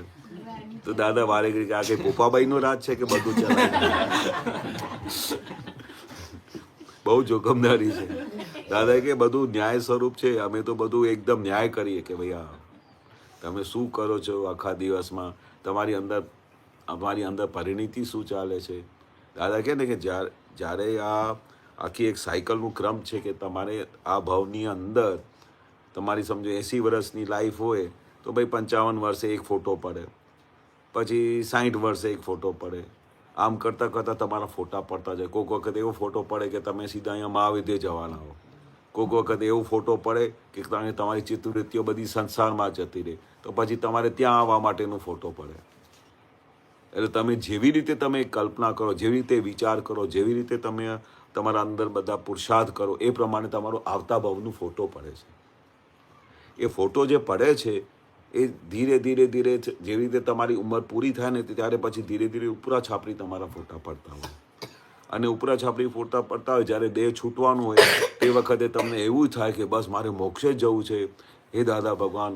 અને નિરંતર એ છેલ્લા શ્વાસ સુધી તમારા ફોટા પડતા હોય મોક્ષ માટેના, તો ઠક તમારો જેવી રીતે દેહ છૂટે ઠક તમારો ત્યાં જન્મ થઈ જાય. એટલે દાદાને જ્યારે આ ખુલ્લું કર્યું કે આ મનુષ્ય અવતારમાં જ્યારે આપણે 80 વર્ષની ઉંમર હોય તો કેવી રીતે ફોટા પડતા છેલ્લા સુધી ફોટા પડે છે, ત્યારે જોખમદારી ખબર પડી કે અમારો આવતું ભાવ શું થશે તમને પહેલાંથી જ ખબર પડી જાય. એટલે અમારા દાદા કહેતા હતા ને કે અમારા જેટલા બી મહાત્માઓ છે ને જ્યારે અહીંયાથી જાય ને તો એને કેવું છે, કેવું જન્મ મળે. સિમંદર સ્વામીની પાસે જ્યાં આપણી ફાઇનલ ડેસ્ટિનેશન છે. તમે શા માટે? કારણ કે મોક્ષ અહીંયાથી ડાયરેક્ટ ક્યાં જવાતું નથી. મહાવિદ્ય ક્ષેત્ર સિવાય તમને આ કોઈ કનેક્શન મળવાનું નથી. છેવટે અમારે ત્યાં જઈને સિમંદર સ્વામીને ત્યાં બેસવાનું છે, છેલ્લા એમના દર્શન કરવાના છે. સિમંદર સ્વામીને તમારી એકબીજા સાથે આમ આખો આમ એકબીજાને જોશે અને ફટ કરીને મોક્ષે જશો. જેને દાદા સમાધિ મરણ કહેતા હતા. અમારા જેટલા બધા મહાત્માઓ છે ને જ્યારે એમનો દેહ છૂટે ને તો એનું દાદા કહેતા કે આનું સમાધિ મરણ થયું. સમાધિ એટલે સીધા સમાધિમાં જાય, ભાવદેહ ક્ષેત્રમાં જાય. કારણ કે એમની પરિણીતિ શું છે ઓલ ધ ટાઈમ કે મારે મોક્ષે જવું છે, મારે આમાંથી છૂટવાનું છે. 5 આજ્ઞા તમે શા માટે પાલન કરો છો? કારણ કે એની રિઝલ્ટ જ મોક્ષ છે. તમે જીવ માત્રની અંદર રિયલ અને રિલેટિવ જુઓ, કંઈ જેવી તેવી વાત છે. દરેક ફાઇલો સાથે સંભાવથી નિકાલ કરો કે જેવી તેવી વાત છે. જરા બહાર ફરી તો આવો. દાદા કહેતા હતા કે અમને તો આમ દેખાય છે કે આ ઘરમાં શું ચાલી રહ્યું છે, આખા જગતમાં શું ચાલી રહ્યું છે અમારે ઉઘાડી આંખે દેખાય છે. કેટલા બધા પાર વગરના દુઃખો છે. શક્કરિયા બરાડામાં બફાય તો કેટલી બાજુથી બફાય. એ દાદાનું વાક્ય છે, મારું નથી. તમે કલ્પના કરતા હતા કે આપણે શક્કરિયું મૂક્યું હોય બરાડમાં તો એ એક જ બાજુથી બફાય, ચારે બાજુથી બફાય. એવું આખું જગત બરાડમાં બફાઈ રહ્યું છે એવું દાદાને દેખાય. ચારે બાજુથી, એવું નહીં કે એક સાઈડથી, અહીંયાથી બી માર ખાય, પેલી બાજુથી માર ખાય, ઉપરથી માર ખાય, બધે ઠેકાણે માર જ ખા ખા કરે. એટલે આખી બરાડમાંથી દાદાએ બહાર કાઢી આપ્યું છે અમને. એટલે નિરંતર મોક્ષનો અનુભવ થાય છે મહાત્માઓને. શા માટે? કારણ કે દોષો જવાના બંધ થઈ ગયા, નિરંતર આજ્ઞા મારે તો બધાની અંદર શુદ્ધાત્મા દેખાય, જે કંઈ ફાઇલો આવે તો એની સાથે સંભાવે નિકાલ કરે. એટલે એમને કશું પછી રહ્યું જ નહીં ને, મોક્ષ જ અનુભવ થાય. આવું આ વિજ્ઞાન છે. આ તમે મોહની જે વાત કરો છો ને, ધીરે ધીરે બધું વિસારે પડી જશે, યાદ જ ના આવે. કારણ કે તમારું ધીરે ધીરે ચિત્ત શું કરે છે? અંતર્મુખી થાય છે આત્મા તરફ. તમને હવે રિયલાઇઝ થઈ ગયું છે કે ચાલો સંસારમાં ક્યાંય સુખ મળતું નથી, પણ સુખ તો આપણી અંદર જ પડ્યું છે, જે અમે બહાર ખોડ કરીએ છીએ આખો દિવસ. પાર વગરનું સુખ અંદર પડ્યું છે. દાદા જ્યારે આ બોલતા હતા ને, તો દાદાને તો અનુભવ હતું, દાદાને તો છૂટાપણું વર્તાતું હતું. ખાલી આમ બોલે ને કે પાર વગરનું સુખ અંદર, બધા અમારી અંદર બધાની અંદર સુખ ઉભરાઈ જાય કે એવા દાદા પાસે અમે બેઠા છે, જેની પાસે પાર વગરનું સુખ ઉભરાયા કરે છે 24 કલાક. જે દાદા નહીં સ્પષ્ટ વેદનનું વાત કરતા હતા. સ્પષ્ટ વેદન કે આમ રૂમમાં મોટો બરફનો ગોળો હોય.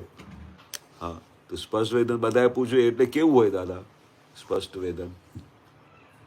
તો દાદા કે આ રૂમમાં બહુ મોટો બરફનો ગોળો હોય. એ અમારા જ્ઞાનીઓને કેવું હોય કે અમે બરફને, આ ગોળાને આમ ટચ કરીને બેઠા હોય, એટલે સ્પષ્ટ આમ તમને દેખા આ બરફનો ગોળો. અને અમારે મહાત્માઓને કેવું થયું છે? અસ્પષ્ટ વેદન. અસ્પષ્ટ વેદન શું છે? કે રૂમમાં આટલો મોટો બરફનો ગોળો હોય, પણ આપણે ખૂણામાં બેઠા હોઈએ તો એમની એટલું બધું અસર પડે. ગોળો આટલું મોટું હોય બરફનું, તો આપણે ખૂણામાં બેઠા હોઈએ ને એ રૂમની અંદર, તો એ ઠંડકનો અસર થાય ને, એ અસ્પષ્ટ વેદન. અને અમારું સ્પષ્ટ વેદન એટલે આમ આમ બરફના ગોળા સાથે બેઠા હોય, એટલે કેટલું બધું સુખ ઉભરાય. આપણે રૂમમાં આવી ઠંડક લાગે છે, બરફની ઠંડક લાગે છે ગોળાની, એટલે એટલી બધી મોટી વસ્તુ આપણે હાથમાં દાદાએ આપી દીધી છે. અને અસ્પષ્ટ વેદન ધીરે ધીરે પૂરું થાય એટલે એની સાથે ટચમાં આવીને બેસી જાઓ. પણ એ રૂમમાં બેસવું બી આ કેટલી પુણ્યની વસ્તુ છે. અસ્પષ્ટ વેદન. બહાર તો બરણમાં બેઠા છીએ, આ તો દાદાએ બરફના રૂમમાં બેસાડી દીધા છે. વૃત્તિઓ હોય હા. જે ફરતી હોય, ભટકતી હોય, તો એને જોઈએ, એ જોવાથી થાય કે એ બીજો કોઈ ઉપાય થાય નથી. ના, ચિત્તવૃત્તિઓ કેવી હોય છે કે તમને પકડમાં આવે ને, પકડમાં આવે, દાદા કે પકડમાં આવીને એની સાથે જ ઉડી જાય. તમને ખબર પડે કે આ ચિત્તવૃત્તિ ત્યાં જાય છે, પછી ત્યાંથી પછી શું થયું, પછી એમાંથી શું લાભ થયું. તમને પકડમાં આવે ને, દાદા શું કહે છે કે જે તમારી ભૂલો થતી, પહેલાં તો ભૂલો પકડાતી નથી તમને, કે મારી આ ભૂલ થાય છે. પણ જેવી રીતે તમને ખબર પડે ને કે આ દેવેન્દ્રની ભૂલ છે, આ બહુ ખોટું કહેવાય, અને આ ભૂલ તમને પકડાય ને, પકડતાની સાથે જતી રહે દાદા કે. પણ જ્યાં સુધી ભૂલ તમને પકડાતી નથી ત્યાં સુધી આ ઘરમાં રહ્યા કરે. કારણ કે ભૂલ પકડાતી જ નથી કે મારી ભૂલ છે. ભૂલ પકડાય તો તમે તો હવે દેવેન્દ્ર સાથે નિષ્પક્ષપાતી થઈ ગયા છો. કારણ કે જ્યાં જ્યાં સુખ માનીએ છીએ આપણે, હા ત્યાં ભટકે હવે. હા, ચિત્ત ચોટ્યું ત્યાંથી ખસતું જ નથી, કવિરાજનું પદ છે ને. એટલે શું છે, જ્યાં ચિત્ત જાય ને ત્યાં ચોટી જાય. પછી ત્યાં આમ પેલી જેવી માખી કેવી હોય, પેલા ગોળની ઉપર ફર કર્યા કરે, કલાકો સુધી ત્યાં ફર કર્યા કરે. પણ આમ ખબર પડી જાય, ગોળ ત્યાંથી બાજુ કરી નાખો, એ બધી ગાયબ થઈ જાય. ગોળ સાફ કરી દેવાનું. હા, પછી જુઓ એનું કમાલ જુઓ પછી. અને આપણે ખબર તો પડે છે ને, ચિત્ત ચોટ્યું ત્યાંથી ખસતું જ નથી. કારણ કે ચિત્તની વૃત્તિઓ જેવી છે, ચોટી જાય એટલે આખો દિવસ એને એ જ દેખાયા કરે, ડાયમંડ્સ જ દેખાયા કરે. આ ચિત્તની વૃત્તિઓ છે. દાદા કહેતા હતા ને, ગોળ હોય તો માખી આવે. હા, હા. આપણી સુખની માન્યતા છે એટલે ત્યાં આગળ જાય છે. હા, એવું ને? સુખની માન્યતા કે આમાંથી સુખ આવશે. ખરેખર સુખ હોતું જ નથી. સુખ તો આત્મા સિવાય ક્યાંય હોતું જ નથી. સુખ છે ક્યાં? દાદા કહે છે. વારે ઘડી બોલતા હતા કે સુખ તમારે આ તમે રાત્રે એક વખત પેલું બાયફર્કેશન કરજો.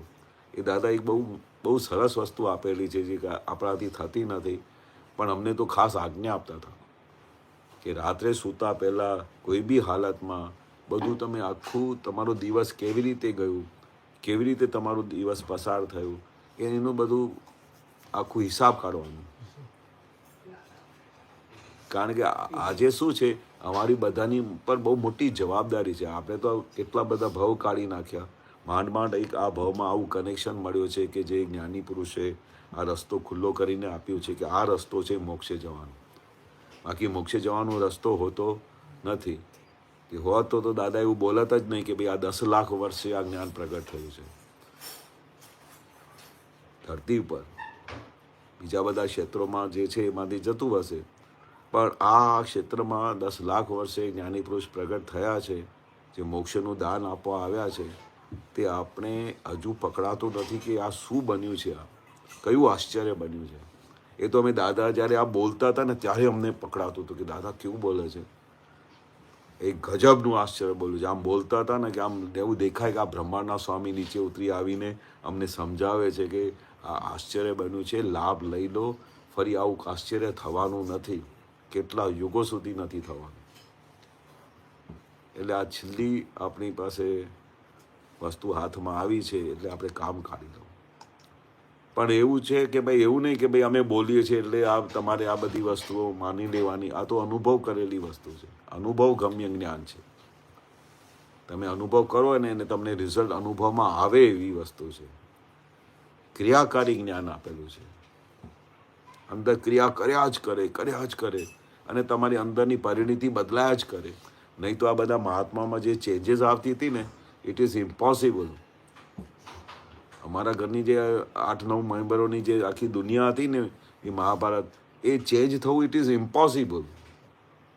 એટલે અમે બધા આજની તારીખમાં એવું જ કહીએ કે આ આશ્ચર્ય બન્યું છે. આવું બન્યું નથી કોઈ ખાતે કે બધાના અંતસ્કરણ બધા બદલાઈ જાય, બધાના વિચારો બદલાઈ જાય, બધા સંયોગો બદલાઈ જાય, એક વસ્તુ બદલાઈ છે આ જ્ઞાનને લીધે. પણ આ પકડમાં આવી જોઈએ વસ્તુ કે ભાઈ આમાંથી મને લાભ થશે, આ વસ્તુથી અમારે મોક્ષે જવાશે, આ વસ્તુથી આપણે કોઈને દુઃખ આપીએ તો સાલું ફરીથી સાયકલમાં આવવું પડે છે. ઇન્ટેલેક્ચ્યુઅલ માણસ હોય ને તો આ વસ્તુ સમજી જાય, 2 મિનિટમાં સમજી જાય કે આ જે કંઈ પણ વસ્તુ મારી પાસે આજે આ ભાવમાં આવે છે, અમારા ગયા ભાવની રિઝલ્ટ છે. જે કંઈ પણ વસ્તુ આવે છે અને આજે આ ભાવમાં તમે જે કંઈ પણ વસ્તુ કરશો એની આવતા ભાવમાં રિઝલ્ટ મળવાની છે. આટલી જ સમજણ જો આવી જાય તો આપણાથી બધા ખોટા કર્મો બંધ થઈ જાય કે ના બંધ થઈ જાય. કોઈને હેરાનગતિ કરવાની બંધ થાય કે ના બંધ થાય. મનમાં એવું વિચાર આવે કે ના આવે કે મારે બધાને સુખ જ આપવાનું છે. આ પરિવર્તન થઈ જાય આખું. કારણ કે એની એન્ડ રિઝલ્ટ શું છે, આપણે બધા એટલા ઇન્ટેલિજન્ટ તો છે કે આપણે ખબર પડે કે આ એક્શન કર્યું તો આની રિઝલ્ટ આ આવવાની જ છે. બધાને ખબર છે. જેવું તમે આપશો એવું રિટર્ન વિથ થેન્ક્સ થવાનું જ છે. આટલી સમજણ તો આપણે દાદા કહે છે ને, હિન્દુસ્તાનના નાના બાળકને બી પૂછો તે બી તમને કહેશે. કારણ કે ડેવલપ્ડ પ્રજા છે. We all are developed people spiritually. અમેરિકાના બધા તો કહે છે કે બધા ફોરેનના લોકો દાદા કે હજુ કિન્ડર ગાર્ડનમાં છે. તો આપણે બધું શું છે કે વી આર ડેવલપ્ડ પીપલ. કેમ? કારણ કે ક્રોધ, માન, માયા, લોભ હાઈએસ્ટ લેવલ પર ડેવલપ થયું છે આખા ધરતી પર. એકલા જ અમારા લોકોને. બીજા બધા તો હજુ કિન્ડર ગાર્ડનમાં છે. હાઈએસ્ટ ક્રોધ બી હાઈએસ્ટ, માન બી હાઈએસ્ટ. મને અહીંયા બેસાડ્યા નહીં, મને પૂછ્યું નહીં. અરે ભાઈ આપણે અમે બિઝી હતા લગ્નમાં, પણ એને એટલું બધું હાઈએસ્ટ બધું છે. એના મનમાં વિચાર બી ના હોય ને તોય એ કલ્પના કર્યા કરે. જસાયો વધારે હોય એનું ડેવલપમેન્ટ વધારે કહેવાય. હા, એટલે એમને હવે તૈયારી હોય કે હવે મારે જલ્દી છૂટવાનું છે. કારણ કે દાદા શું કે એ જે ક્રોધ થાય ને તો એ પોતાને કરડે. પછી હાઈએસ્ટ લેવલ પર જાય ને તો પોતાને જ બધા ક્રોધ, માન, માયાલોભ જે છે ને હાઈએસ્ટ લેવલ પર એ પોતાને કરડે. અને પછી જ્યારે કરડે ને ત્યારે એ રસ્તો શોધે. ત્યારે રસ્તો શોધે ત્યારે એવી રીતે એને જ્ઞાનીનો રસ્તો મળે. નહીં તો ભજન મંડળીમાં જતો રહે, નહીં તો ગમે ત્યાં જતો રહે, પણ એને પરવડે નહીં આ બધા. એ જેના છૂટી ગયેલા હોય એવા માણસની શોધ કરે ભાઈ. શોધ કરે. હા, એ વારી ઘડી પૂછ્યું, દેવેન્દ્રભાઈ તમે આટલું બધું હસી કેવી રીતે શકો છો? બસ આટલું પૂછે ને એનું કામ થઈ ગયું. શોધખોળ તો બધા કરે છે કે સુખ ક્યાંથી આવશે, સુખ અહીંયાથી આવશે, ભજનમાંથી આવશે, આપણે ચર્ચમાં જઈશું ત્યાંથી આવશે. આમ આખો દિવસ આમ કલ્પના કરે, પણ સુખ દાદા કે છાંટો એ નથી. આખું બ્રહ્માંડ ફરી અને આવ્યા. દાદાએ કહ્યું અમે જોઈને આવ્યા છે, અમે જોઈને કહીએ છીએ, આમ નહીં કે આમ પુસ્તકમાંથી જોઈને બોલીએ છીએ, જોઈને બોલીએ છીએ. હાલો સુખનું છાંટો એ નથી આ ધરતી પર. પછી દાદાએ શોધખોળ કરી કે ચાલો આત્માનું આટલું બધું અનંત સુખ આપણી અંદર સમાયેલું છે અને આપણે બહાર શોધ્યા કરીએ છીએ, બહાર ફાફા મારીએ છીએ. મંદિરોમાં જઈએ એવું નથી કે આપણે ના પાડીએ છીએ, અમારે કોઈની સાથે એવું ભેદ નથી. તમે જશો તો every action has got reaction, એટલે તમને રિઝલ્ટ મળશે, બધા તમને સંસારિક સુખો મળશે, પણ આત્મા પ્રાપ્ત નહીં થાય. ગમે તેવા બધા તમે મંદિરો જાઓ, તપસ્યા કરો, જપ કરો, તપ કરો, ગમે તેટલું કરો, આખું લાઈફ તમે બધું કરો ને તો એ મોક્ષનું દાદા કહે છે છાંટો એ હજુ એને મળ્યું નથી. જ્યાં સુધી આપણે આપણું સેલ્ફ રિયલાઇઝેશન નથી. તો સેલ્ફ રિયલાઇઝેશન થઈ ગયું, હું કોણ છું, દાદાએ ઓપરેશન કરીને આપી દીધું. પછી એ નિરાંતે તમે સંસારમાં રહો, ફાઇલોનો સંભાવે નિકાલ કરો, તો એ દાદા કહે છે ગેરંટી આપીએ છીએ કે અમે 1-2 અવતારમાં તમે બધા મોક્ષે જતા રહેશો જો મારી આજ્ઞામાં રહો તો. દાદાએ આજ્ઞાની માટે બહુ પ્રેશર આપ્યું છે. આજ્ઞામાં રહેશો ને એટલે નિરંતર તમે રિયલ રિલેટિવ જોયું, બધાની અંદર ફાઇલોનો સંભાવે નિકાલ કર્યું. ડગલે ને પગલે તમને આખી વ્યવસ્થિત શક્તિ સમજાય છે કે આ વ્યવસ્થિત શક્તિ કેમ આવું લઈ આવી, કેમ અમિત ઉપર જ આવું દુઃખ આવ્યું, કેમ આના ઉપર નહીં આવ્યું, વ્યવસ્થિત શક્તિ કેમ આવું કરતી હશે. બધી વ્યવસ્થિત શક્તિ બધાની સાથે એકબીજાની સાથે બધા હિસાબો પૂરા કરીને તમને મુક્ત કરે છે. અને પછી શુદ્ધાત્માનો ચોપડો નિરંતર તમારે અમૃત વયા કરે. તમે જેટલું બી તમે આ સત્સંગમાં બેઠા તો હવે શું થયું, આજે તમે 2 કલાક તમે બહાર જઈને બેસો, કંઈ ક્લબમાં જાઓ, પાર્ટીમાં જાઓ, મોલમાં જાઓ, તો દાદા કે તમને શું લાભ થાય એનાથી? અને અહીંયા તમે 2 કલાક કાઢ્યા એમાં તમને શું લાભ થાય? કલ્પનામાં ના કરી શકો. આ એક તમે જે ઉપયોગમાં બેઠા ને હમણાં 2 કલાક, અનંતકાળના ભવો બધા કાપી કાઢે. આ તો દાદા કહે છે કે આ વિજ્ઞાનનો ધીરે ધીરે લોકોને જ્યારે ખબર પડશે ને ત્યારે છોડશે નહીં, વિચર્યા સ્થાનો શોધશે કે દાદા ક્યાં બેસતા હતા, દાદા કઈ જગ્યાએ સત્સંગ આપેલું. અને એવું બનતું હોય છે, તમે બિલીવ નહીં કરશો. આજે બધી કેલનપુરમાં જ્યાં દાદાની સમાધિ છે ને આખા વર્લ્ડમાંથી લોકો આવે છે કે દાદાની અહીંયા સમાધિ છે, જેને આવું જ્ઞાન આપેલું. જ્ઞાનીઓ જ્યાં જ્યાં વિચર્યા હોય ત્યાં ત્યાં તીર્થ થાય, તીર્થ સ્થાન થઈ જાય. ભવિષ્યમાં. આમ મને એક એવો મહાત્મા કે એવો કોઈ શખ્સ મળ્યો નથી જે ફર્સ્ટ ટાઈમ કેલનપુર આવ્યું હોય કે સુરત સિમંદર સ્વામીના દેરાસરમાં આવે, જ્યાં દાદાના ચરણો હતા, જ્યાં દાદા ચાલતા હતા, જ્યાં બેસતા હતા, તે આવીને કહી ના ગયો કે હા આવા વાઇબ્રેશન તો મેં મારા લાઈફમાં જોયા નથી. નવો માણસ, હા, ફર્સ્ટ ટાઈમ. અમે ખાલી એને લઈ જઈએ કે ચાલો આપણે ત્યાં દાદાને ત્યાં જઈએ છીએ, સુરત મંદિરે કે કેલનપુરી જઈએ છીએ, ચાલો ત્યાં દાદાની સમાધિ છે.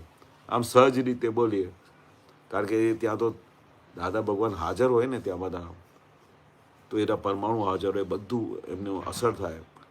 તો પછી સાંજે જ્યારે જતા હોય ને ગાડીમાં, તો એ બોલ્યા વગર રહે જ નહીં કે અમને જે હમણાં જે અનુભવ થયું ને કે ભાઈ કલ્પનામાં ના આવે, એટલા બધા દાદાના વાઇબ્રેશન આવ્યા છે ને કે જાણે કે બસ દાદાએ મારી અંદર બધું આમ ચેન્જ કરી નાખ્યું. ખાલી ત્યાં પહોંચવાથી એવું થતું હોય છે. એટલે દાદાની હાજરી કેવી રીતે કામ કરી રહી છે એ દાદા કે ને દાદામાં ઐશ્વર્ય છે. દાદા કે આમ પીઠ ઉપર આમ હાથ મૂકે તો કામ થઈ ગયું, ખાલી હાથ મૂકે તો. પેલા એક કાકાની સ્ટોરી નથી તે હવે બધા હસતા હતા. દાદા બોલે ને મામાની પોળમાં બાજુમાં, તો દાદા રોજ નીકળે ને ઘરમાંથી બહાર, તો બહાર નીકળે તો બધાને જય સચદાનંદ કરે, અથવા બધા લોકો અમે ફોલો કરી. દાદા બહાર નીકળે તો દાદા ભગવાનના અસીમ જય બોલતા બોલતા નીકળીએ બહાર, અને દાદા બધાને એક એકની આ સામે આંખોમાં જોઈને બધાને આમ નમસ્કાર કરે. નમસ્કાર કરે એટલે દાદાના જે રેસ પડે ને આંખમાં તો એમનું કામ થઈ જાય એટલી વારમાં. એવું આ જ્ઞાની પુરુષનું ઐશ્વર્ય હતું, એવું એમની પ્રેઝન્સ હતી. આમ જોતાની સાથે એમના રેસ બધા પડે ને આંખમાં એટલે આખું વાઇબ્રેશન આવી જાય ને આખું અંતસ્કરણ બદલાઈ જાય.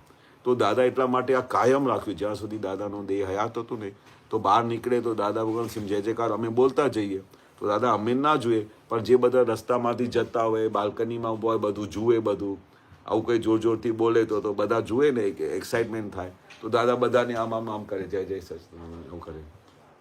દાદા કે અમારી જે આ ખાલી આંખોથી આંખો મળે ને એમની સાથે તો એનું કામ થઈ ગયું. એટલે કેવું ઐશ્વર્ય હશે. તો રસ્તામાં એક પેલા કાકા બેઠા હતા તો આમ બધા પોળમાં કેવી રીતે લાઈનમાં બધા ઓલ્ડ એજ વાળા બેઠા હોય તો એને કંઈ દાદા માટે ભાવ થયું અને દાદાનું એક સહજ હતું. દાદાને કશું એવું દેખાય નહીં કશું તો એની પીઠ પર 2-4 ધબાકા માર્યા જોર જોરથી. એટલે કંઈ દાદાને આમ આશીર્વાદ કરવાનું થઈ ગયું, એવું ધબાકા માર્યા. તો બીજા દિવસે દાદાને શોધતા શોધતા, હવે તો રસ્તા ગલીમાં જતા હતા, કોઈ ખબર નહીં, શોધતા શોધતા દાદાની પાસે પહોંચી ગયા કે દાદા કહે દાદા મારા 25 વર્ષનો જે પીઠનો મારો જે દુખાવો હતો ને દાદા તમે શું કર્યું દાદા તમે? દાદા તમે ચમત્કાર કર્યું. અરે બહુ દાદા એક્સાઇટેડ થઈને મને કે મેં કશું કર્યું નથી, મેં તો ખાલી પીઠ પર તારે આશીર્વાદ આપે કે 25 વર્ષથી દાદા મારું આ દુખાવો તમે ગઈકાલે કશું કર્યું છે, તમે ચમત્કાર. બધાને કે દાદા ચમત્કારી છે. એ દાદા આવું બોલશો નહીં ને તો પછી અહીંયા બધી તમારે બધી બેસવાની જગ્યા નહીં મળે, બધી લાઈન લાગી જશે. અમે કોઈ ચમત્કાર કરતા નથી. અમારે ભાઈ જ્યારે સંડાસ રોકાય ને તો અમારે ફાંકી લેવી પડે, એ સમજે જ નહીં. અમે કરતા હોઈએ તો અમે મારા માટે ના કરું. પણ આ શું છે, જ્ઞાની પુરુષનું આવું ઐશ્વર્ય હોય છે કે એમને જોતાની સાથે આમ ટચ કરે એનું કામ થઈ જાય. ખાલી ટચ કરે એટલે આવા ચમત્કારી દાદા આપણે મળ્યા છે. તો દાદાએ પછી ફરી એવું બી કહ્યું કે એવું તમે વિચાર કોઈ કરશો નહીં કે જે દાદા નથી મળ્યા. દાદા વારે ઘડી કહેતા કે અમે તો હજુ હમણાં વધારે કામ કરીશું. અમારું સ્થૂળ દેહ નથી પણ સૂક્ષ્મ દેહ અમારું હાજર છે અહીંયા. તમે હમણાં બી દાદાને સંભાળશો એટલે દાદા હાજર થશે. એવું જ્ઞાની પુરુષનું ઐશ્વર્ય છે અને એ ઐશ્વર્યથી જ બધું કામ થઈ રહ્યું છે. ઐશ્વર્યથી બધાની અંદર પરિવર્તન થાય છે. બરોબર છે ને? એક પદ ગાઈશું, મને બહુ યાદ આવે છે કે અંદર જે ખૂંચે છે તે વાતોનો ખપે છે પ્રતિક્રમણ. એ દાદા બહુ ગવડાવતા હતા. બહુ સરસ પદ છે કે એમાંથી શું થાય કે આપણે ખબર પડે કે આપણે કેવી રીતે આપણે ક્લિનિંગ કરીએ.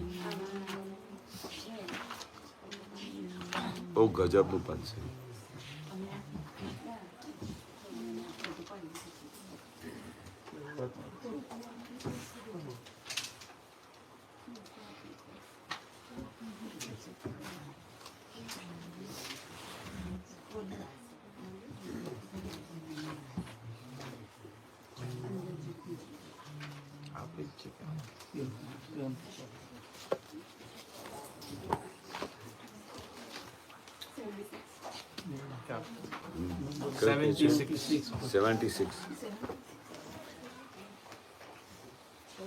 $76 પેજ નંબર.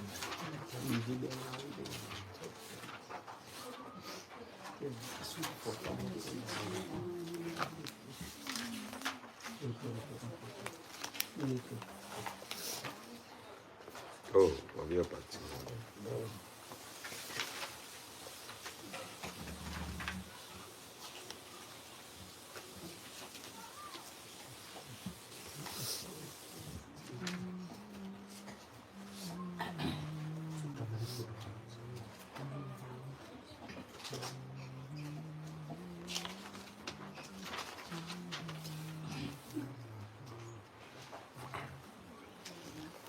તમે ગાવાનું છે કે હું?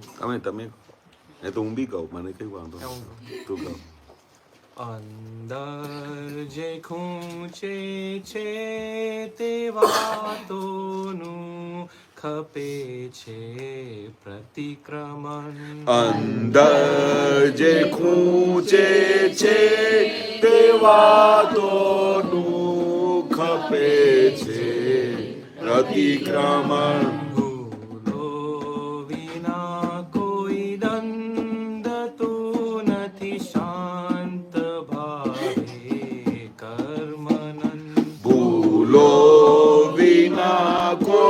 દંડતું નથી શાંત ભાવે કર્માનંદ. અનુપચારી ચર્મ ચક્ષુ વાકુંદુ દાખવે. અનુપચારી ચર્મ ચક્ષુ વાકુંદુ દાખવે. ઉપચારે દિવ્ય ચક્ષુ પુરુષાર્થી જો હવે. ઉપચારે દિવ્ય ચક્ષુ પુરુષાર્થી જો હવે. યોગ ચૂક્યા જાણ્યું ત્યાંથી તુર્ત શરૂ કર પ્રતિક્રમણ. ઉપયોગ ચૂક્યા જાણ્યું ત્યાંથી તો શરૂ કર પ્રતિક્રમણ. શીત જોયું કોઈનું વર્તન ત્યાં ખપે છે પ્રતિક્રમણ. દોષિત જોયું કોઈનું વર્તન ત્યાં ખપે છે પ્રતિક્રમણ. ગાદી ઉપર સૂતા પહેલા વેણી લ્યો છો કાંકરા. ગાદી ઉપર સૂતા પહેલા વેણી લ્યો છો કાતરા. આપણને જે ખૂંચે તે દોષો આપના છે ઝાંખરા.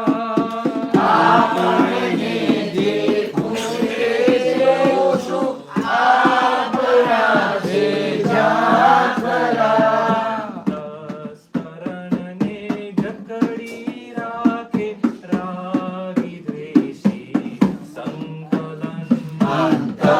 તસ્કરણને જકડી રાખે રાગી દ્વેષી સંકરણ. લીધેલું તે પાછું જ આવ્યું વિશ્વમાર્ગ સંસરણ. લીધેલું તે પાછું જ આવ્યું વિશ્વમાર્ગ સંસરણ. આપણી કીધેલી ભૂલો આપણી છે ઉપરી. આપણી કીધેલી ભૂલો આપણી છે ઉપરી. નહીં તો આત્મદેવને હોતા નથી કોઈ ઉપરી. નહીં તો આત્મદેવને હોતા નથી કોઈ ઉપરી. નાની ભૂલો શોધી કાઢો નિશ્ચયી વાતું ગહન. પોતાની ભૂલો શોધી કાઢો નિશ્ચયી વાતું ગહન. મન માની કાયાનાથી ક્લેશો આથમ્યા ત્યાં સુખ જરણ. મનવાણી કાયાના આત્મ્યા ત્યાં સુખ ચરણ. ત્રિકરણ જુદા છે તેને માહી સંઘર્ષોનું યુદ્ધ. ત્રિકરણ જુદા છે તેને માહી સંઘર્ષોનું યુદ્ધ. આખો દીર્ઘવાટ માને રાતના બેચેન મૂળ. આખો દીર્ઘવાટ માને રાતના બેચેન મૂળ. માત્ર સંયોગો પરાધીન ને વિયોગી જ્ઞાન બુદ્ધ. સંયોગો વિયોગી જ્ઞાન બુજ. તે જ્ઞાનીની સમજણ પછીથી મોહ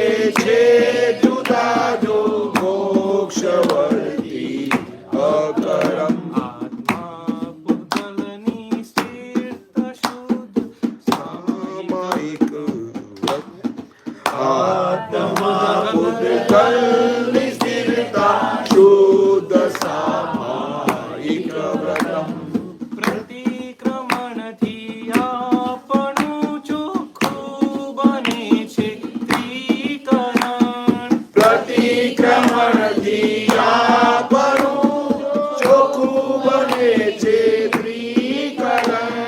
દાગ પડતા સાબુ ઘસતા આવરણ ત્યાં નિર્માણ. દાગ પડતા સાબુ ઘસતા આવરણ ત્યાં નિરમણ. આ વિશ્વમાં સુખિયા છે જેનું થોભી ગયું છે અતિક્રમણ. આ વિશ્વમાં સુખિયા છે તેનું થોભી ગયું છે અતિક્રમણ. સૂક્ષ્માતિ સૂક્ષ્મ દોષ તળતા મુક્તિ સુખ જ સન્મુખમ. સૂક્ષ્માતિ સૂક્ષ્મ દોષ ટળતા મુક્તિ સુખ જ સન્મુખમ. અંદર જે કૂચે છે તે વાતોનું કપે છે પ્રતિક્રમણ. અંદર જે કૂચે છે તે વાતોનું ખપે છે પ્રતિક્રમણ. ભૂલો વિના કોઈ દંડ તો નથી શાંત ભાવે કર્મનંદ. ભૂલો વિના કોઈ દંડ તો નથી શાંત ભાવે કર્મનંદ. દાતા ભગવાનના અસીમ જય જયકાર હો. ઓહો દાદા ભગવાનના અસીમ જય જયકાર હો. દાતા ભગવાનના અસીમ જય જયકાર હો. ઓ દાદા ભગવાનના અસીમ જય જયકાર હો. દાદા ભગવાનના અસીમ જય જયકાર હો. ઓ દાદા ભગવાનના અસીમ જય જયકાર હો. દાદા ભગવાનના અસીમ જય જયકાર હો. ઓ દાદા ભગવાનના અસીમ જય જયકાર હો. દાદા ભગવાનના અસીમ જય જયકાર હો. ઓ દાદા ભગવાનના અસીમ જય જયકાર હો. દાદા જય હો. ભગવાનના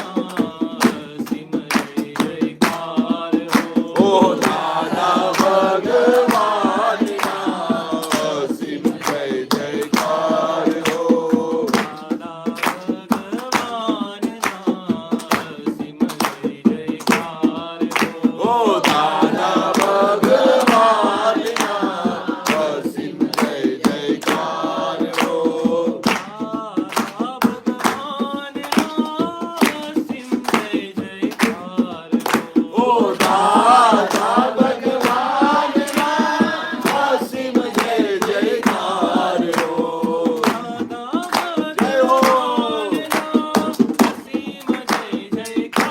ઓ દાદા ભગવાનના અસીમ જય જયકાર હો. જય હો.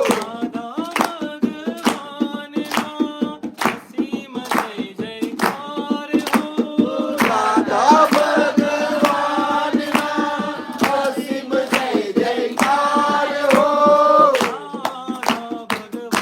હો. દાદા ભગવાનના અસીમ જય જયકાર હો.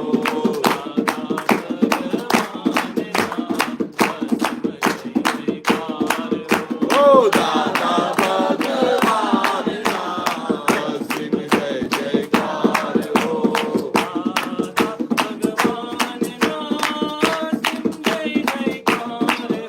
દાદા ભગવાનના અસીમ જય જયકાર હો.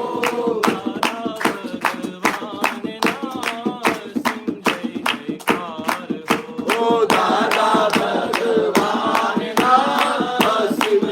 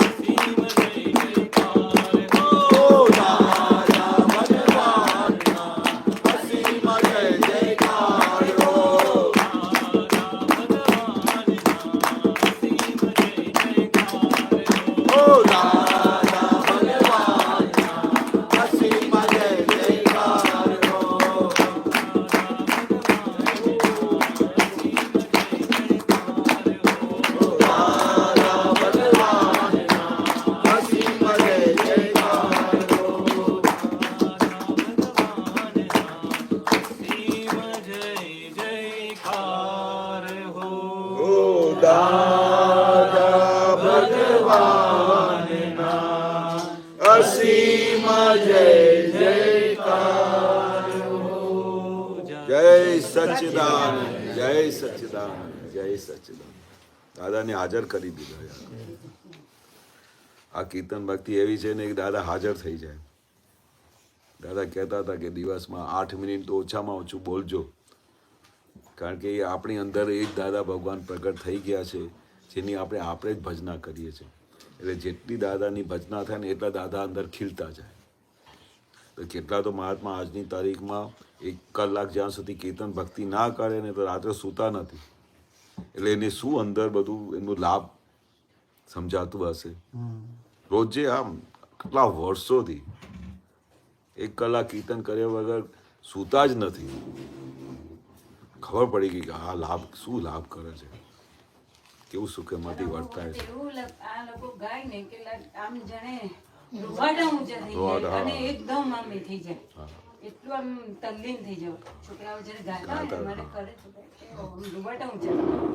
આમ દાદા હાજર થઈ જાય. દાદા કે તમે અમને યાદ કરશો એટલે અમે હાજર થઈ જઈશું. એટલે હાજર થઈને અમને ઉપર કેટલી આશીર્વાદ વરસાવે. હમણાં અમારા બધા કર્મો બધા હળવા કરી આપે. એટલે કે આપણા પાછલા કર્મો બહુ ભારે કરેલા હોય ને તો એનો ભોગવટો તો આવે, પણ આ એક જ આ આખી બ્રહ્માંડમાં મેડિસિન છે કે જો આપણે દાદાને આરાધન કરીએ ને તો એ બધા જે ભારે ભારે કર્મો હોય ને તે હળવા થઈ જાય. દાદા કે ભોગવટો આવે, પેલા અજ્ઞાનીઓ તો ભોગવટો આવે તો એ પછી એને છૂટકો જ નથી ભોગવ્યા વગર રડી રડીને બધા દિવસો કાઢે. પણ અહીંયા તો કેટલા બધાની ભક્તિ એવી હોય ને તો એમને કશી બી આ સંસારનું કોઈ દુઃખ અડે નહીં અને બધા જે દુઃખો આવવાના હોય ને હળવા ફૂલ જેવા થઈ જાય કે આવીને જતા રહે એવું બી લાગે એમને. પહેલાં તો આમ એવું લાગે કે ઓહ માય ગોડ કેવા બધા ભારે કર્મો, આમ સહન થાય નહીં. ભોગવટો આવે ને તો સહન થાય નહીં, એકાકાર થઈ જાય. પણ આમાં તો શું કેવું, જેટલી તમે ભક્તિ કરો ને દાદાની એટલા દાદા પ્રગટ થાય, એટલું તમારે છૂટાપણું વધે. દાદા કહેતા હતા કે અમે તમને દવા તો આપીએ છીએ પણ તમે ખાઓ નહીં તો પછી રોજે કહો કે મારું ઈલાજ થતું નથી. દાદા કે દવા તમે પીધી મેં જે આપેલી, રોજે તમે કમ્પ્લેન કરો છો દાદા કશું થતું જ નથી, પણ દવા પીઓ તો પછી અસર થાય ને. પછી દાદાને બધાને વાતો પકડાય કે દાદા કહે છે કે આ આપણે કરવું પડે, કરીએ તો એમની અસર પડે ને. એટલે ધીરે ધીરે ધીરે શું છે વેલ્યુ બધા મહાત્માઓને સમજાતી ગઈ અને હજુ વધારે સમજાશે એટલું વધારે એમની પ્રગતિ થશે, એની વધારે એમનું સુખ ઉભરાશે, પછી છોડશે જ નહીં. આ શું છે અનુભવ ગમ્ય જ્ઞાન છે. અનુભવ થતું જશે એટલે પછી પકડતું જશે, છોડશે જ નહીં. તમે એમને કહેવું ના પડે. અમને યાદ નહીં કે દાદાને કોઈ દિવસે કહ્યું હોય કે ભાઈ તે આ ભક્તિ કરી કે શું, આ સત્સાધન કર્યા કે શું, નવકલ્મ બોલ્યા કે શું. અમને કોઈ દિવસ દાદાને આમ રિમાઇન્ડ નહીં. દાદા એક વખત કહ્યું કે અમે છે ને દિવસમાં 3 વખત કરીએ છીએ પણ તમારે ટાઈમ ના હોય દિવસમાં 1 વખત નવકલ્મ બોલજો. એટલે આવું જ્ઞાની પુરુષ કહે તો આપણે કેવું હોય, જ્ઞાની પુરુષની આજ્ઞા એ જ તપ એ ધર્મ, આંખ બંધ કરીને યા હોમ કરીને લાગી જવાનું. પછી તમને ખબર પડશે કે આ નવકર્મ બોલવાથી શું થાય છે. ધીરે ધીરે આગળ જઈને તમને ખબર પડશે. આખી તમારી જ્યારે અંદર પરિણીતિ બદલાઈ જશે, તમારે એમનાથી સુખ અંદરથી ઉભરાશે, ત્યારે ખબર પડશે કે આ, કારણ કે આ પ્રતિક્રમણનું પદ કેમ ગવડાયું, આ પ્રતિક્રમણથી જ આખું બધું આપણું અટકી ગયું છે. જ્યાં સુધી પ્રતિક્રમણ નથી થતા ને ત્યાં સુધી બધું અટકી ગયું છે. એટલે દાદાએ આ પ્રતિક્રમણ પર બહુ ભાર આપેલો. પ્રતિક્રમણથી આપણું ચોખ્ખું થાય છે, ત્રિકરણ આખું ચોખ્ખું થાય છે. ભૂલો વિના કોઈ દંડ તો નથી, જ્ઞાન હાજર થાય કે આપણી ભૂલ થઈ. પ્રતિક્રમણ કરો, પ્રતિક્રમણ સિવાય કોઈ છૂટકો જ નથી. પ્રતિક્રમણ કરો ને તો આપણા બહુ ભારેમાં ભારે કર્મ આમ હળવા થઈ જાય. બધાના અનુભવ છે. બહુ ભારે ભારે હિસાબ હોય ને એ પ્રતિક્રમણથી સાફ થઈ. કારણ કે દાદા કે જે કોઈએ કોઈની પાસેથી માફી માંગી જ નથી. બીજા બધા આખા જગતના લોકોને આપણે દોષિત જોયા છે અને આપણા દોષો એકે જોયા નથી. બધાના દોષ જોયા તો પ્રતિક્રમણ ક્યાંથી થાય? સામેવાળા દોષ જોતા રહી આખો દિવસ. આ તો ખબર પડે ને કે ભાઈ આ આપણું દોષ છે, આપણા થકી આ બધા સંજોગો ભેગા થાય છે, આપણા થકી આવા બધા દુઃખો આવે છે. ત્યારે ખબર પડે કે આ માફી માંગવાથી શું થાય છે. દાદા કે તમે માફી માંગો ને, જે અંદર બેઠેલા ભગવાન છે આમ જકડીને બેઠા હોય ને, આમ એકદમ રિલીઝ થઈ જાય, તમને આમ છૂટા કરી આપે, જાઓ અમે તમને માફ કર્યા. આપણે દિવસ રાત પ્રતિક્રમણ કરતા હોઈએ બેસીને, અને પેલા ભાઈએ આપણા માટે બધું વેર બાંધ્યું હોય ને, તો એક દિવસ સામેથી ઘરે આવીને કે યાર તમે આવતા નથી અમારા ઘરે, શું થઈ ગયું છે? અમારી કંઈ ભૂલ થઈ છે? ભૂલ થઈ હોય આપણી, પણ આપણે શું કર્યું? એના અંદર બેઠેલા ભગવાનને પ્રાર્થના કરી, માફીઓ માંગી, તો જે એના ભગવાન જકડીને બેઠા હતા રિલીઝ થઈ ગયા. એ પછી સામેથી ઘરે આવે કે અમારાથી કંઈ ભૂલ થઈ હોય તો માફ કરી દેજો, મારી જ ભૂલ થઈ. એમની ભૂલ ના થઈ હોય તોય શા માટે? કે ભગવાને એમના રિલીઝ કરી દીધા. જાઓ તમે અમને આઝાદ. હવે જેલમાંથી આપણી સજા બાકી હોય બહુ વર્ષોની, 25 વર્ષની સજા મળી હોય, તો છેલ્લા 5 વર્ષ બચ્યા હોય અને 20 વર્ષ સુધી એને પ્રતિક્રમણ કર્યા હોય, તો એ જજ શું કે તમારા સારા વર્તનને લીધે અમે તમને રિલીઝ કરીએ છીએ. એટલે આપણે શું થઈ ગયું? આપણે જે આપણા સારા કર્મો કર્યા, સારી રીતે ભાવનાઓ કરી, અંદર બેઠેલા ભગવાનને માફી માંગી, એટલે અમને રિલીઝ કરે છે, તમે આઝાદ થઈ જાઓ. અમારા તરફથી અમે કોઈ હિસાબ નથી, તમે ફ્રી છો, યુ આર ફ્રી. એટલે એવી રીતે આ પ્રતિક્રમણ શું કરે છે? આપણે ફ્રીડમ કરે છે. અંદર બેઠેલા ભગવાન જે જકડીને બેઠા છે ને, રિલીઝ થઈ જાય છે. એટલે દાદા પ્રતિક્રમણ ઉપર બહુ ભાર આપતા હતા. આપણે ખબર તો પડે છે ને, દાદા કે સહજ રીતે કઈ ક્રિયા ચાલતી હોય એમાં તમારે પ્રતિક્રમણ કરવાની જરૂર નથી. જ્યારે તમને લાગે તમારાથી અતિક્રમણ થયું, ત્યારે પ્રતિક્રમણની જરૂર છે. અતિક્રમણ ક્યારે થાય? કે સામેવાળાને દુઃખ થાય, અને સામેવાળાને દુઃખ થાય તો આપણે ખબર ના પડે. તમારા વર્તનથી કોઈ બી જીવને સામે દુઃખ થાય એટલે આપણે ખબર પડે ને કે આપણાથી દુઃખ થયું, ત્યારે પ્રતિક્રમણની જરૂર છે. આપણાથી અતિક્રમણ થઈ ગયું, એમને સામેવાળાને દુઃખ અપાઈ ગયું, એટલે પ્રતિક્રમણની જરૂર છે, બાકી જરૂર નથી. પછી તો તમે હજુ સૂક્ષ્મમાં જશો ને, તો તમારે અંદર ખાને જ્યારે તમે ટાઈમ મળે તો જ્યારે અંદર જાઓ, તો તમારે અંદરનું આખું અંતસ્કરણમાં જે વાક્ય આવ્યું ને, અંતસ્કરણમાં જે તમારે ઊભું થાય છે એનાય પ્રતિક્રમણ કરવા પડે. અંતસ્કરણમાં તમારે કોઈના માટે આખો દિવસ ઊંધા છતાં વિચારો આવે છે, એનાય પ્રતિક્રમણ કરવા છે. આ આપણું આખું જે આ પૂતગલ છે ને, આના લીધે ઊભું રહ્યું છે, અતિક્રમણના લીધે. કયા ભાવના જે બધા અતિક્રમણ કરેલા છે તે આ ભાવમાં આપણે પૂરા થતા નથી, એટલે સાયકલ ચાલ્યા કરે છે. પણ આપણે જ્યારે પ્રતિક્રમણ કરીએ તો સાયકલમાંથી બહાર આવે. દાદાનું એક એક સ્ટેપ, જે દાદાનું સ્ટેપ છે ને, એ સાયકલમાંથી બહાર કાઢવાનું છે. જેને લીધે આપણે આ સાયકલમાં ફર્યા કરીએ છીએ ને અનંત અવતારથી, એ સાયકલમાંથી દાદા ભગવાન બહાર કાઢે છે. પણ દાદાને કયા મુજબ કરવાનું? અમને બીજું કશું આવડતું નથી. દાદાને અમે કહી દીધેલું, દાદા તમે જે અમને આજ્ઞા કરો એ અમારે ફોલો કરવાની છે. કારણ કે તમે આ માર્ગે છૂટ્યા છો, તમે 10 લાખ વર્ષથી આ બધું ડેવલપ થતાં થતાં આ રસ્તો શોધી કાઢ્યો છે, અને અમારા હાથમાં તો 1 કલાકમાં તમે લોટરી આપી દીધી છે. અમને કોઈ મહેનત કરવી નથી પડી. આમ હાલતા ચાલતા લિફ્ટમાં બેસાડી દીધા કે જાઓ સીધા મોક્ષે જાઓ. એટલે દાદા કહેતા હતા કે તમે કેટલા બધા પુણ્યશાળી છો. અને મને યાદ નહીં તો લાખ વખત ગવડાવ્યું છે, અમે કેવા પુણ્યશાળી, ભગવાનની ભૂમિકા. વારે ઘડી આમ સત્સંગમાં બેઠા હોય ને તો આમ આને ઈશારો કરે, જે ગાતું હોય ને પેલું અમે કેવા પુણ્યશાળી, ખાલી આટલું જ બોલે એટલે પદ ચાલુ થઈ જાય. એટલે વારે ઘડી શા માટે ગવડાવતા હશે દાદા? કે તમને રિયલાઇઝ થાય કે તમને કઈ વસ્તુ હાથમાં મળી છે, શા માટે તમે પુણ્યશાળી છો. ભગવાનની ભૂમિકા તો કોઈ દિવસે નિહાળી જ નથી. આ સહજ રીતે તમે ભગવાન બધામાં જોઈ શકો છો, અને પોતાની અંદર બી ભગવાન જોઈ શકો છો. આવી ભૂમિકા કોઈ દિવસે થઈ નથી. બરોબર? એટલે થઈ એટલે આપણે આપણું સમજવાનું કે આપણી સેફ સાઈડ થઈ ગઈ. બરોબર ને? હા ચાલો. જય સચ્ચિદાનંદ જય સચ્ચિદાનંદ જય સચ્ચિદાનંદ જય સચ્ચિદાનંદ જય સચ્ચિદાનંદ જય સચ્ચિદાનંદ